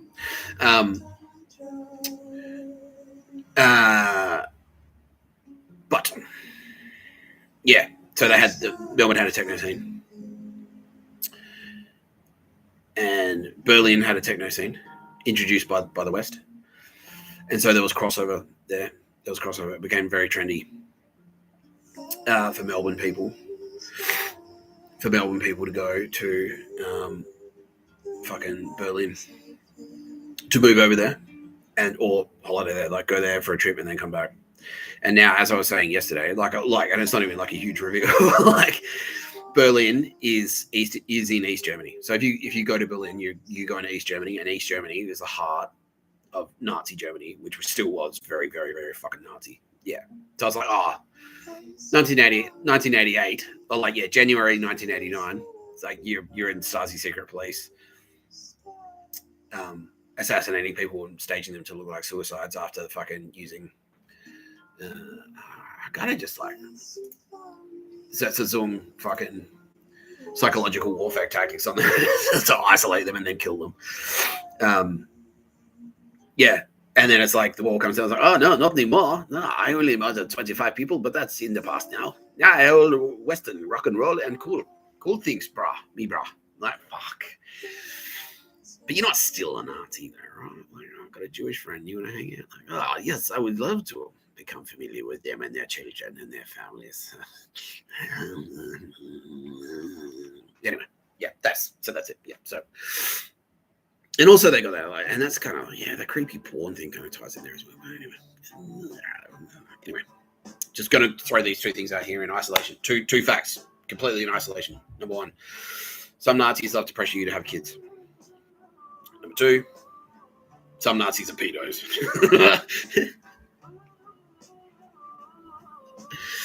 Yeah.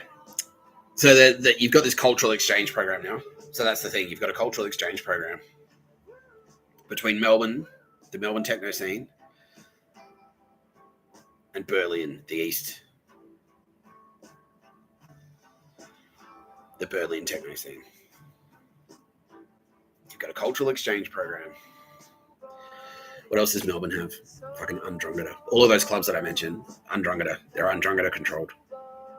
Melbourne's had Undrungada, and before it had Undrungada, it had fucking Painters and Dockers, and fuck you, Andrew Rule. I know you're watching, and suck my balls. AFP will be in touch, and you're especially sweaty because you've been trying to pay off Charlie Bazzina allegedly.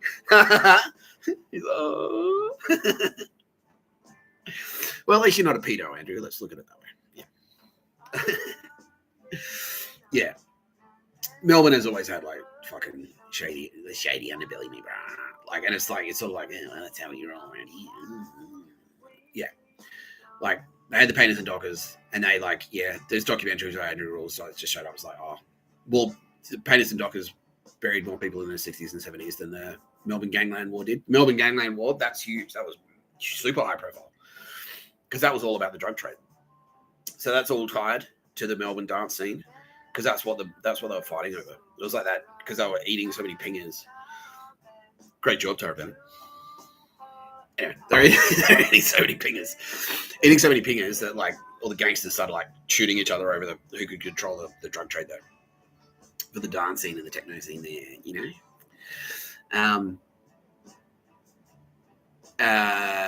So, yeah, the Painters and Dockers, like, buried more people. I'm quoting Andrew Raw now. The Painters and Dockers buried more people in the 60s and 70s than in the Melbourne Gangland War. And in the Melbourne Gangland War, like, 35 people got shot dead, like, very publicly. The difference between the Melbourne Gangland War and, yeah, he says this as well, they buried them deep. You know, they wrapped them in chains and dropped them out in the bay. And so that's the thing. Like, Melbourne's had, like, a long history of Undrungada. Before that, it was Painters and Dockers. In and around that, it was, like, fucking the Gangland War. That's when they just, like, well, no one's really stopping us. Let's just be open about it. Carl Williams is famous. Carl Williams was famous for being a drug-dealing murderer. And he's like a celebrity, basically. He's just walking around like, yeah, cool. You know who I am. Yeah. The best one. The coolest one. Carl Williams. Of the Premier of this state. And I was genuinely surprised. Fucking hell. What's going on here?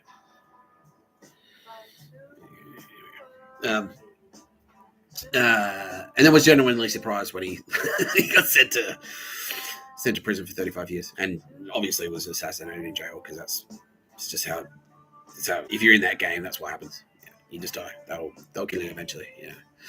Anyway, yeah. What? Fucking. So that was just yeah, and he was kind of pissed. Oh, that's right. Yeah. Does he have any? Was he spooky at all? Not really. Okay, cool. Okay, no association at that point to like ASIO and those goons. Yeah, no, not yet. Yeah. Okay, so that's where the story gets dark, is it? Yeah. Okay. Right. ASIS and those fucking faggots. Of course, it's fucking ASIS. Yeah.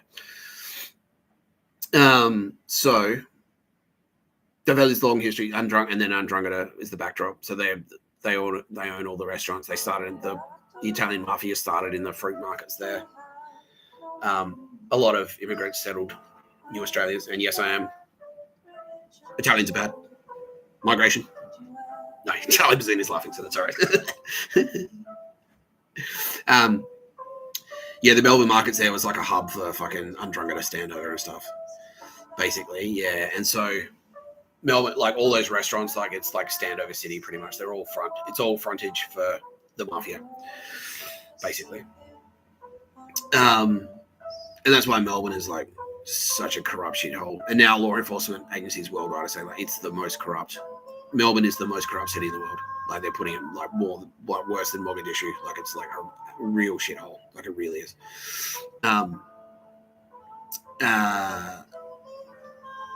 Yeah. So there's cultural exchange programs. So it's like Melbourne Undrungata and East German Nazis via the techno scene.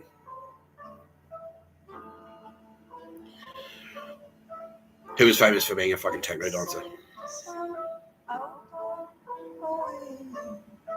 Who put himself on the radar by shredding the D floor?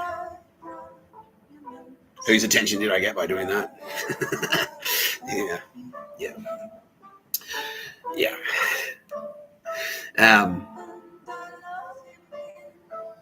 Yeah, dog shit. That's her. Anyway, there's more.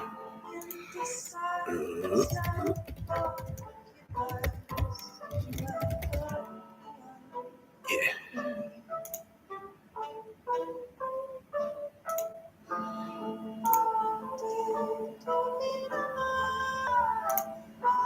Cool.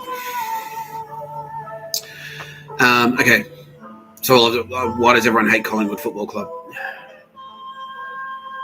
Collingwood crowds seem to be the most aggressive towards the players, boo the opposition players, and the fans most have an unsupporting attitude in general.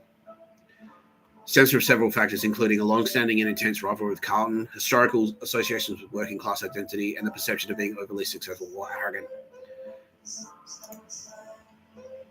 Yeah, so I was hoping that what it would say, because I have Googled it once before, and basically, yeah, okay, so now Millie Soma, yeah, they've edited that out. Was that Nazis that did that? Yeah, basically, yeah. Okay. Everyone hates Collingwood, but why? All right, yeah, so there you go. They're already onto it.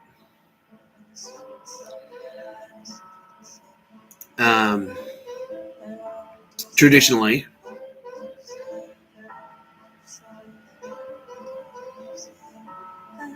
yeah.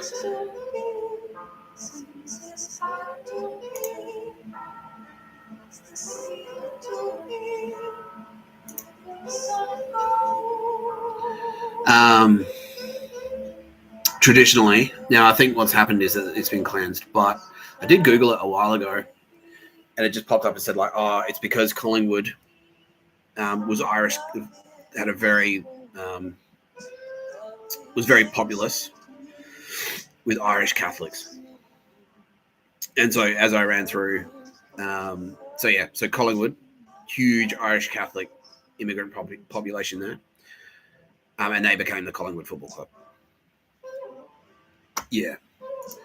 Now, as I kind of ran through,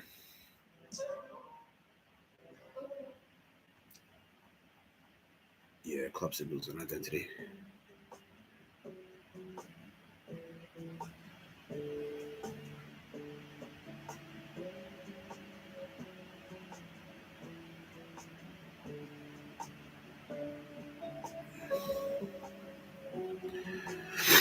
Anyway. He was a gangster. Yeah, he was painted Dockers, Jock McHale. Yeah. Anyway, I was hoping what it would say would be, whatever. No one cares. Everyone's like, yeah, whatever, we get it. Yeah, so anyway, Irish Catholics. Irish Catholics, yeah. So I can't Google this. So.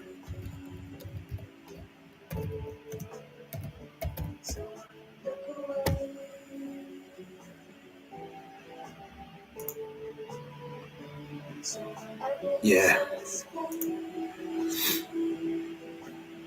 Neo-Nazis in Collingwood.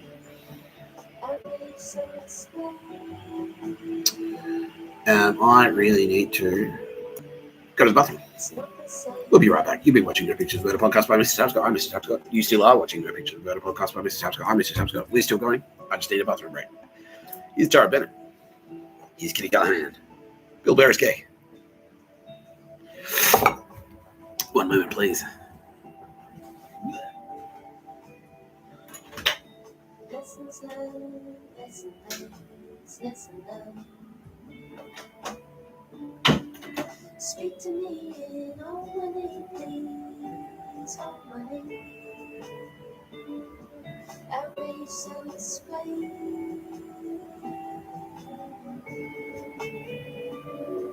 Erase and explain.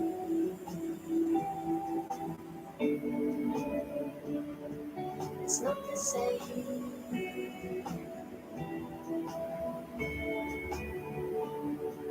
It's not the same.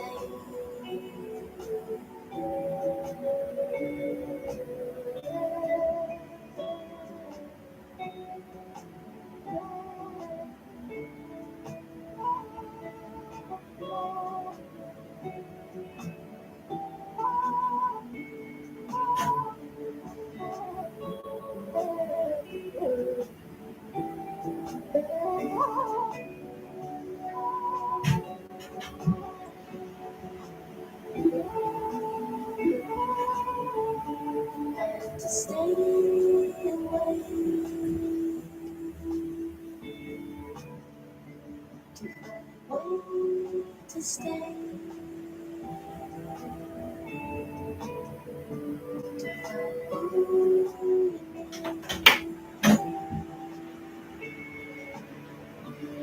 and to leave The Aurora Borealis. Can you see it? Nah. No, sorry, SJ.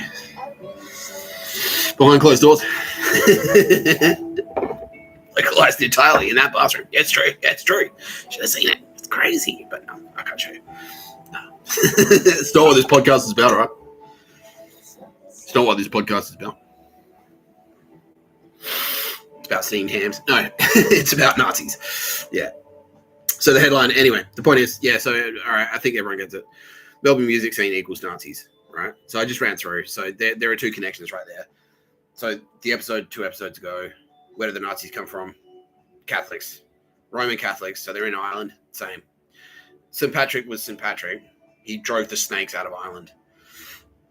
The snakes are synonymous with pagans. Pagans are basically cool spiritual people, pretty much. So that's what happened. He was a Nazi. He came. He's like, all right, so who's cool? Jews, pretty much. The Jews. He rounded up the Jews in Ireland and murdered them. That's what happened.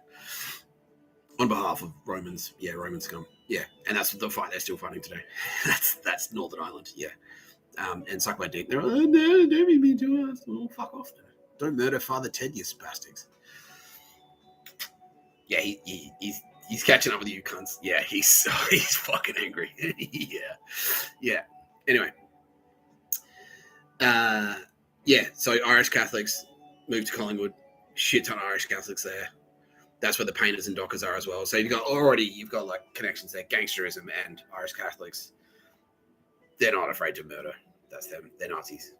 Anyway, so neo-Nazis are popping up in Victoria. That's no secret either. All around there.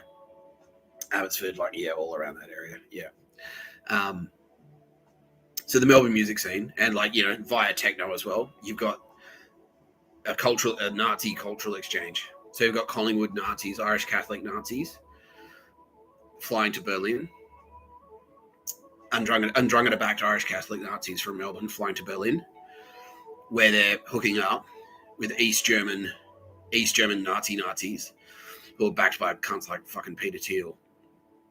And then that's how they're disguising it. And that's their pictures of, and that's where they're picking up the pictures of a bird. So that's how the pictures of a bird militias, the pictures of a bird Stasi, Zeitzerzung, the practice of Zeitzerzung. That's why I was getting Zeitzerzunged in fucking Melbourne. That's what it was, and that's what I fought. That was the Death Star that I blew up. It was Zeitzerzung. They were trying to. It was like we've got a Pictures of a Bird network. It was Nazism. It was a fucking the Stasi, literal Gestapo. Yeah, it was a literal Gestapo practices that had been adopted by local Nazis in Melbourne, Fitzroy, Collingwood, like all of those, like, and adopted by the Undrungada. Because why wouldn't they? Like, it's like, yeah, cool. Like, if it makes it easier for them to murder people, great. Yeah. So yeah, that's it. That's the headline. Yeah. So no secret. Yeah. So, and that's why, like, yeah, Melbourne, like Meredith Music Festival, by taking it over by dancing there, it's like bang, that sent a fucking flag up. That sent a flag up. Big time. Yeah. That's why Auntie Meredith is actually a Nazi. And yeah, no, she's not even watching these videos anymore. Is she in custody? Yeah, she is. Yeah. Yeah, a murderous Nazi. There's something like that. Yeah, a particularly murderous Nazi. Yeah. Yeah. Pictures of a Bird. That's how the Pictures of a Bird was introduced to Melbourne.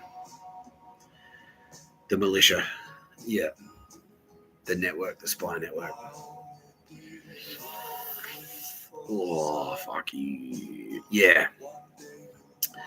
And yeah, dog shit fan and all of that gear. All of that gear that comes with fucking the Nazi networks, the East German Nazis.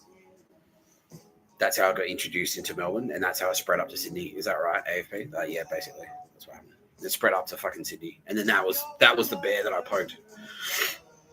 Feels gay to call them a bear, though, right? Like, yeah, exactly. Yeah. It's like the nest of fucking cockroaches. The rats. It's the rat. That was the fucking the piece of carpet in the basement that I lifted up and was like, disgusting. Yeah, like, they're on me. Yeah. When I wrote the letter to Meredith. Yeah. Because what happened? So I went down there and danced and sent a flag up, and what was it like? He will join us or die, basically. Yeah, that was it.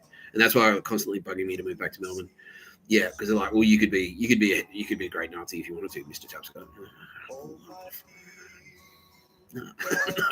That's what I was saying. Like, yeah, I said on the video, it's like it was going to be corrupted by women because that's what they do. That's what they were doing. That's why they're always like, go to Meredith and get a girlfriend. Yeah, go to Meredith and get a girlfriend. Now, yeah, here we go. There's actually a threat.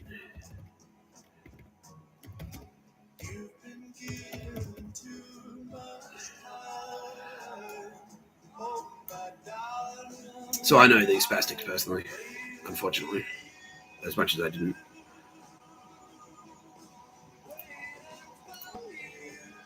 Yeah. Yeah. I know these spastics personally. Yeah. Ha. The whole album. Yeah. So apparently now I'm being told this entire album was a dog shit email to me because I actually liked it. That's a shit.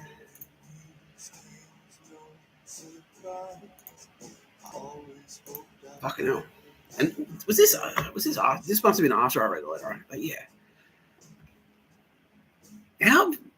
What the fuck? Like, you wrote a whole album to me. Like, instead of just like picking up the phone and going, move back to Melbourne, please. Why are you? What the fuck?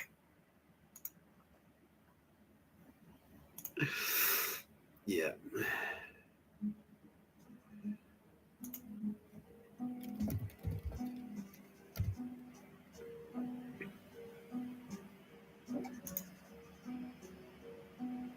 How famous am I? Oh, fuck. What the fuck?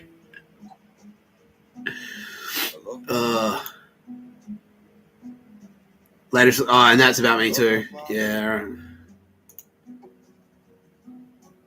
Oh, why do they take it down? Where is it? Yeah, oh, short change. That's about me. Yeah. I bought this guitar. Did we take it down? Alternative endings came down.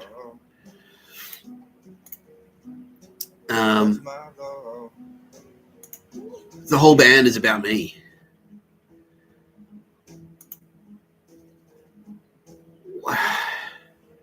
Bruh. I am a rock. Bottom riser. Snowy Band. They used to, And I owe it all. the apartment detail, shortchanged age difference. If you ever need me, looking back. God texted back. That's a single. Call it a day. That should be a whole album, that thing. Yeah. Never change. Okay, yeah, so I guess they've taken it all down. So we got them to take it all down. All right. AFP did. Yeah, all right. So AFP have already started dismantling. Fantastic. Okay. Well, that's actually good news. But yeah, so Snowy Band. Fuck. Unbelievable. I saw gold ring. How many resources were they committing to turning me around to pictures of a bird? Like, why didn't they just give me the money? Like, so for anyone who's confused, like right now, so there's a band called Snowy Band. They released an album, and I actually really liked it. I like listening to it. But it was part of that trend. It was like, let's bake Nick Tapscott into media, as opposed to just calling him, like, break into his apartment. Like, yeah, break into my apartment, move shit around. Like, I came home one day from work, and the fan was on, the ceiling fan. I'm like, I didn't leave that on. And yeah, they like stole one thing, the Zeitzerzoom. This is all part of the Zeitzerzoom. But it's like fucking high effort Zeitzerzoom. You're getting Snowy Band because they're all good musicians, right? Like, Which had shattered in the water. The pieces were rained down. Like gold rings that passed through my hands. As I thrashed and I grabbed, I started rising. but that's great news that you've deleted. Yeah. So, yeah, there's a band called Snowy Band, and they're all really good musicians. Left my mother. I left my father. So this is them. They're all good musicians. Left my sister. Too.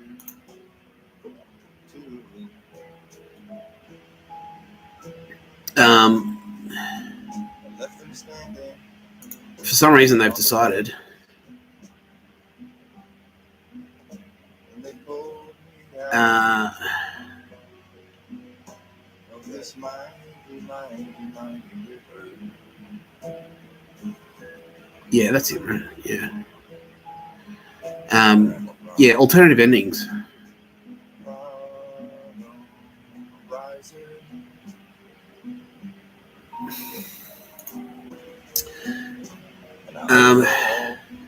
Yeah, so all of these bands, they're good bands. These are all good musicians, right? 2021's alternative endings.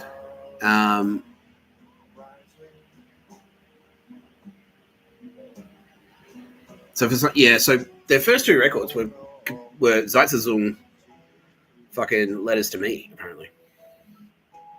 And I actually like listening to it. But holy shit, that's high effort, man. That's high effort. That's high effort Zeitzerzoom. And it's like, instead of just like, again, just picking up the phone and go, hey, Nick Tapscott, do you want to move back to Melbourne? We'd really like it if you move back to Melbourne. Hi, I'm Auntie Meredith. And yeah, thanks for the letter. I really appreciate that. Yeah, anyway. Yeah, it was me kind of nudging you. I just really, I think you're cool. Anyway, next time you're down at the festival, I'll come find you. Like, we'll hang out. We'll just have a beer and see what happens, right? That's it. Instead, it's this shit. So, alternative endings has been removed, but apparently there was all these songs on there. It was one of those like, I've seen the Airbnb where I die in my sleep, and it plays in my dreams, plays on repeat in my dreams, like an eternity of deleted scenes. Yeah, and I just thought like, oh yeah, cool. Maybe there's a couple of sneaky references to me in there, but now I'm being told that no, that entire album was about me. What the fuck? So what? So Emma Rossack has like a fixation. Okay, all right. Is she spearheading it though, or is it the rest of them? So Emma Rossack is like spearheading it. Fucking hell, Emma. Again. Like, if I know I was on the internet, Emma, I would have had a beer with you. Like, you just call me, you know? You know? Now, Aldous Hardy's like, oh, no, Aldous. But that's the thing, like, you just put a hat on. That's it. That's all you did. And you're not a Nazi. Yeah, you're not a Nazi.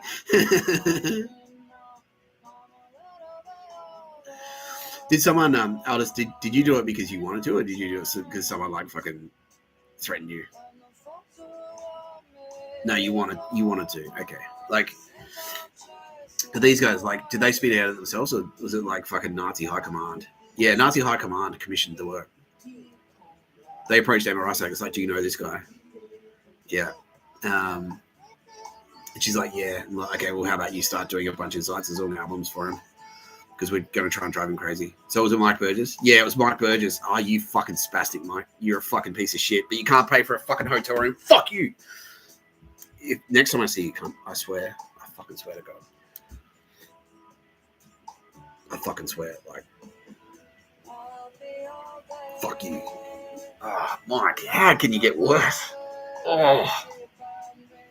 Now being told by FP, it gets worse. Oh, God, Mike. Creepy. Nick Tapscott.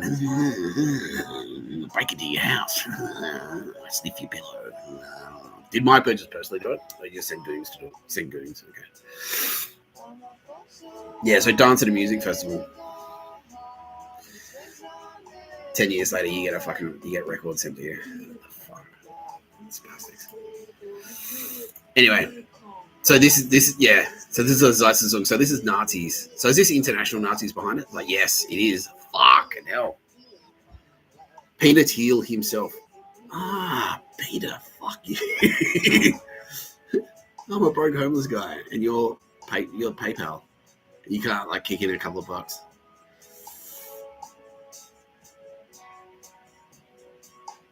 Weird. Why are they so weird? And yeah, it's the same thing. It's like, all right, like, okay. I don't believe you're the son of man, Nick Tapscott. It's like, okay, cool, good, great, good. Go away. but at the same time, I can't let it go. I need to break into your house. I need to write records about you. I need to follow you around. I need to get you to attend a fucking. So it's tied into the three body problem microphone thing because they all found out about that shit. Yeah, okay. But I can't, like, just pick up the fucking phone and call you like a human. I have to use dog shit fan, and also I can't just give you some fucking cash.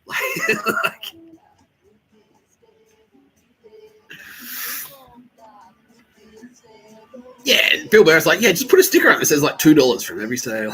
Yeah, for less than $1 a day. Yeah, my plight, Bill. Exactly. They're making records about my plight. I mean, I'm making podcasts about your plight, your gayness, you know. But I'm not making any money on this yet.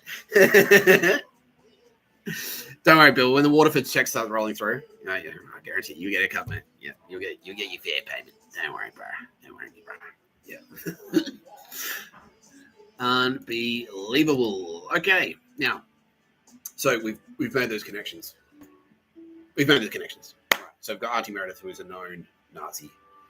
Right. We've now established that East German Nazism and Melbourne undercover techno scene Nazism, Irish Catholic Nazism, has established a cultural exchange. They're openly trading information with each other. They're sending letters to Mr. Tapscott. We've established all this, right? Peter Thiel is also involved. There's a connection there between Peter Thiel, the PayPal CEO, who I talked about yesterday, the Nazi, also allegedly involved in some very dark things. On a completely unrelated note, Uncle fucking Bully!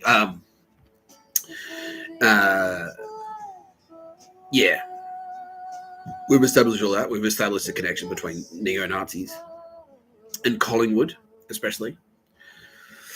So it's Irish Catholics combining with East German, Irish Catholic Nazis from Melbourne combining, backed by Undrungada, combining with East German Nazis from Europe to form super Nazis in Melbourne via the music scene, via the techno scene. And the result is fucking spastic disgusting sociopaths like Auntie Meredith, who have no compunction in killing people.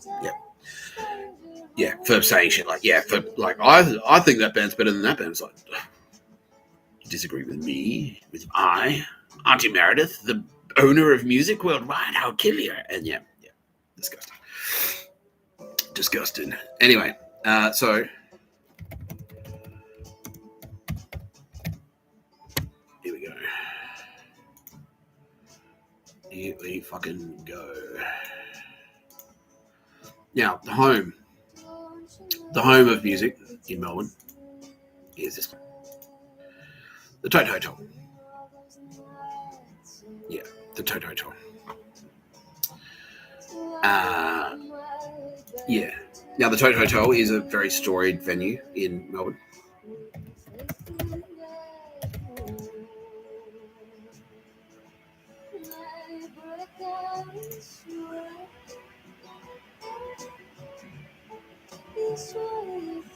Yeah.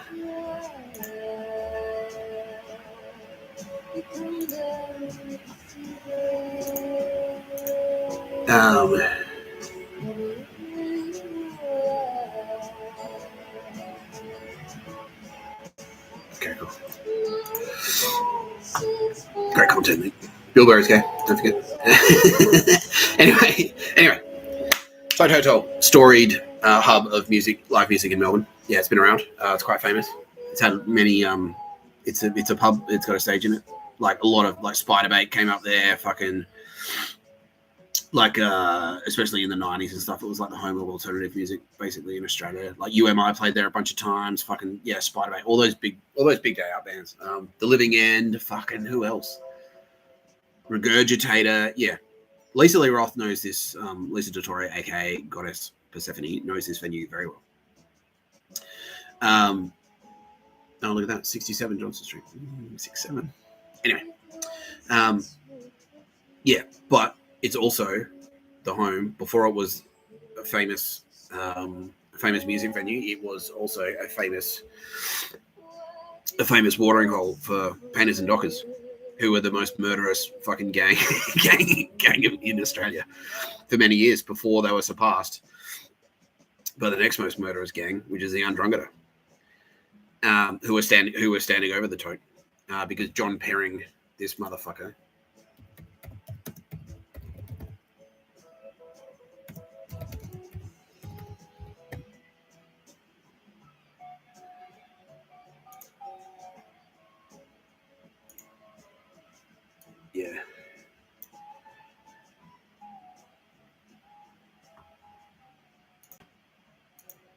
this piece of shit, John Perring, owners of iconic music venues, the Tote, Bar Open, yeah, and another one,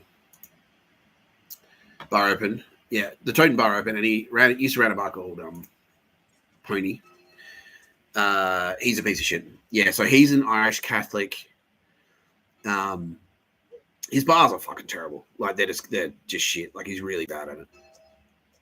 Like he makes money by underpaying people, pretty much. Like he's Melbourne enslavement, pretty much. Yeah. So Irish Catholic Nazi, painters and dockers associate. How many murders are attributed to this guy? In the 30s, yeah, about 37, they reckon. Yeah, fucking hell. How did I survive? Oh, good question, Mr. Tapscott. But I was at war with this cunt. This cunt has like indirectly met the Punisher, because the Punisher has turned up to Pony a bunch of times, been thrown out of that bar like 4 or 5 times. And then it shut down. Like I wish it shut down because of me. And I was very vocal. I was like, Pony's fucking shit. Like, yeah. Yeah, at least everyone knows Nick Tapscott's war with Pony. Yeah. Anyway, that's why I hate it, because of this prick. Like, I didn't know this guy specifically. Yeah, but he's like, why don't you have a kid? You should have a kid. Yeah, so he ran the Tote, which is the home of like fucking, yeah, that was like, yeah, pretty much Collingwood Nazis. Pretty much, yeah. Ali Spazzy. Everyone knows Ali Spazzy's a Nazi. Yeah. Yeah. All right. So this is actually this is Nick McKenzie's on the line, and he's like, this is something you can help me. I'd love you to break this story for me, Mr. Tapscott. Thank you, Mr. McKenzie. I appreciate it. He's been working personally on a story about you, John Perry. being a piece of shit. All the murders you've got under your belt and being a Nazi. Because Nick McKenzie is a proud Jewish man. And he can't wait to take you the fuck down. Now, the other thing that I can reveal right now is that, so he sold the Tote for $6,600,006 or something. So it's 666 pretty much. Yeah, $6,600,060. Now, what many people may not actually realize, and this is going to make people kind of shit their pants a little bit, I think. So it's no secret that it was bought by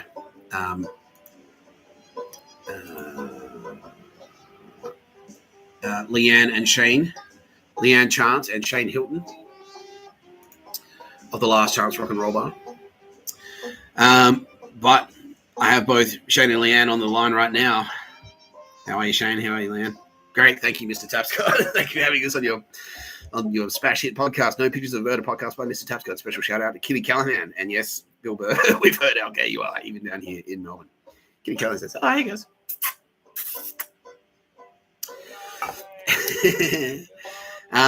Because now I can reveal that the sale of the Tote Hotel to Shane and Leanne was actually an AFP sting. They are both AFP, full-serving members of the Australian Federal Police operating in an undercover capacity to investigate you, John Perring, you piece of shit. Nick McKenzie is involved. So this is a crossover. He's not just an investigative journalist, but also a full-serving member of the Australian Federal Police and Mossad. He was involved because he's fucking right on the front line of that murderous Nazi regime down there in fucking Melbourne. Nick McKenzie, I have no idea how you're still alive, but he's like, well, thank you, I guess. Pulled a few strings for you down there, Turbo. Don't worry about it. There you go.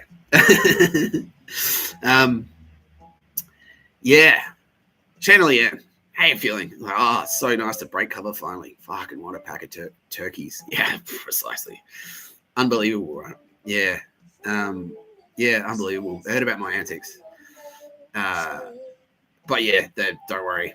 They empathize because they've been up to their fucking necks in this trash. Yeah, Shane, haven't you been getting tattoos and stuff? He's like, yeah, fuck. Oh, bro. Yeah, that line about you got a tattoo in your face on pictures of a bird. Yeah, he's like, well, yeah, it's true. It's always true for him. He's like, fuck, yeah, I'm committed. Yeah. Okay, now, Kitty Callahan is monitoring the traffic. How many suicides? Oh, fuck. Wow. Please don't commit suicide. We don't endorse that kind of behavior. Except for you, narrator. We had a special offer just for you. Anyway. Yeah. Thank you so much for your service, Shane Leanne, from all of us here at No Pictures of the Bird. And everyone at the AFP, especially Charlie Bazzina. Good friend of yours. And now, you've kind of been liaising already. Yeah, cool. All right, fantastic. Obviously, needless to say, Charlie Bazzina is a Jedi Grandmaster. I'm promoting you two to Jedi Master, and Mackenzie, you two are Jedi Master. So what this means is you will report directly to Charlie Bazzina. You'll be washing his car. You'll be doing his dry cleaning. You'll be taking his car to be serviced at Kitty Callahan Tire and Auto. 10% off when you mention Melbourne Undrungada. I go on the fuck down. Yeah. That's very gracious. Thank you. Yeah. No, I have a mission for you, and that's to get a beer together. Yeah, and just stand there like all of you. Nick McKenzie, go to the Tote and have a beer and stand there like, yes, I own this. Yeah, you too, Charlie Bazzina. Yeah, we're going to have one hell of a party. All right, yeah. So, yes, they are undercover Australian Federal Police, all of you fucking douchetards, including you, Snowy Band. I think I'm like, we should kill Nick Tapscott. Let's make a record that's a death threat. That on its own carries a penalty of up to 25 years in prison.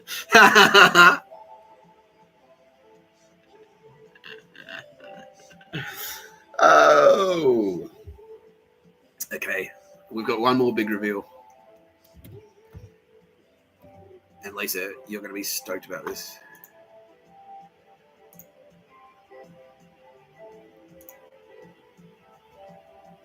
Now, it can also be revealed that Amel and the Sniffers are also full-serving members of the Australian Federal Police, conducting an investigation into murder. You going now? Yes. That worldwide Undrunketer/Nazi network will be taken down, dismantled piece by piece, as they say, quoting Slayer, by the fantastic Amel and the Sniffers. How are you, Amel and the guys? How are we doing? Great. Thank you for having us on. Having us on the pod, Mr. Tapscott, sir. We are indeed no pictures of a bird, not pro pictures of a bird, as some may have been led to believe. The sting is now complete.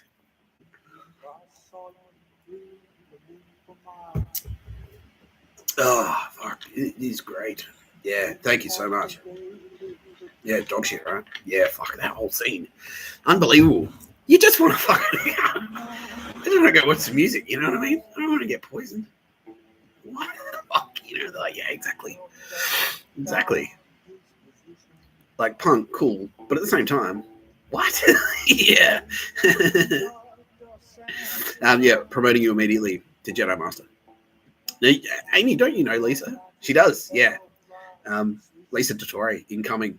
She's going to have a chat and organize a beer. Yeah, so cool. That'd be fucking awesome. And then, yeah, needless to say, everyone I've mentioned, like Shane and Leanne and Nick McKenzie and Charlie Bazzina are welcome anytime in the fair city of Sydney, which will hopefully soon be completely clear of pedos.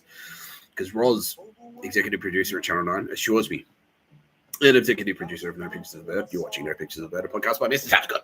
I'm Mr. Tapscott. That the arrests of the pedos in Sydney, the pedo networks are coming crashing down very, very soon. Yeah. Okay. To quote the band Snowy, who are about to be spending a long time. Don't worry, there's plenty of camaraderie. No pictures of a bird where you're going, Snowy band, but there will be plenty of camaraderie. Yeah, to quote Snowy, I'm about to call it a day.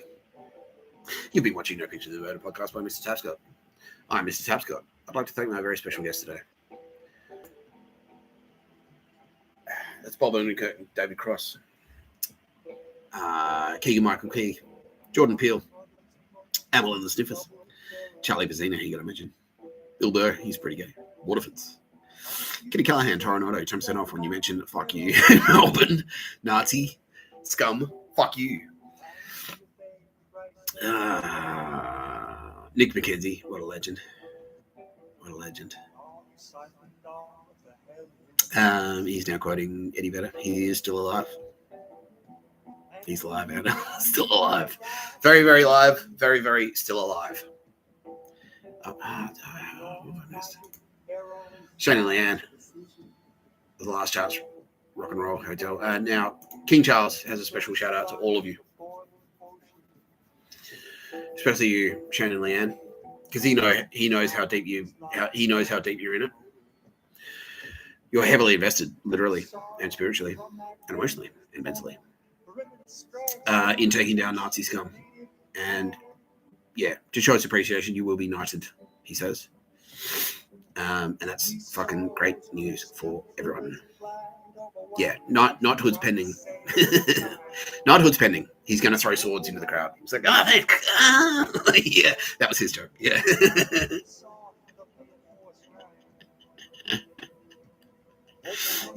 Yeah. All right. Thank you very much, Your Majesty King Charles III. Shout out from Donald Trump. Shout out from Vladimir Putin.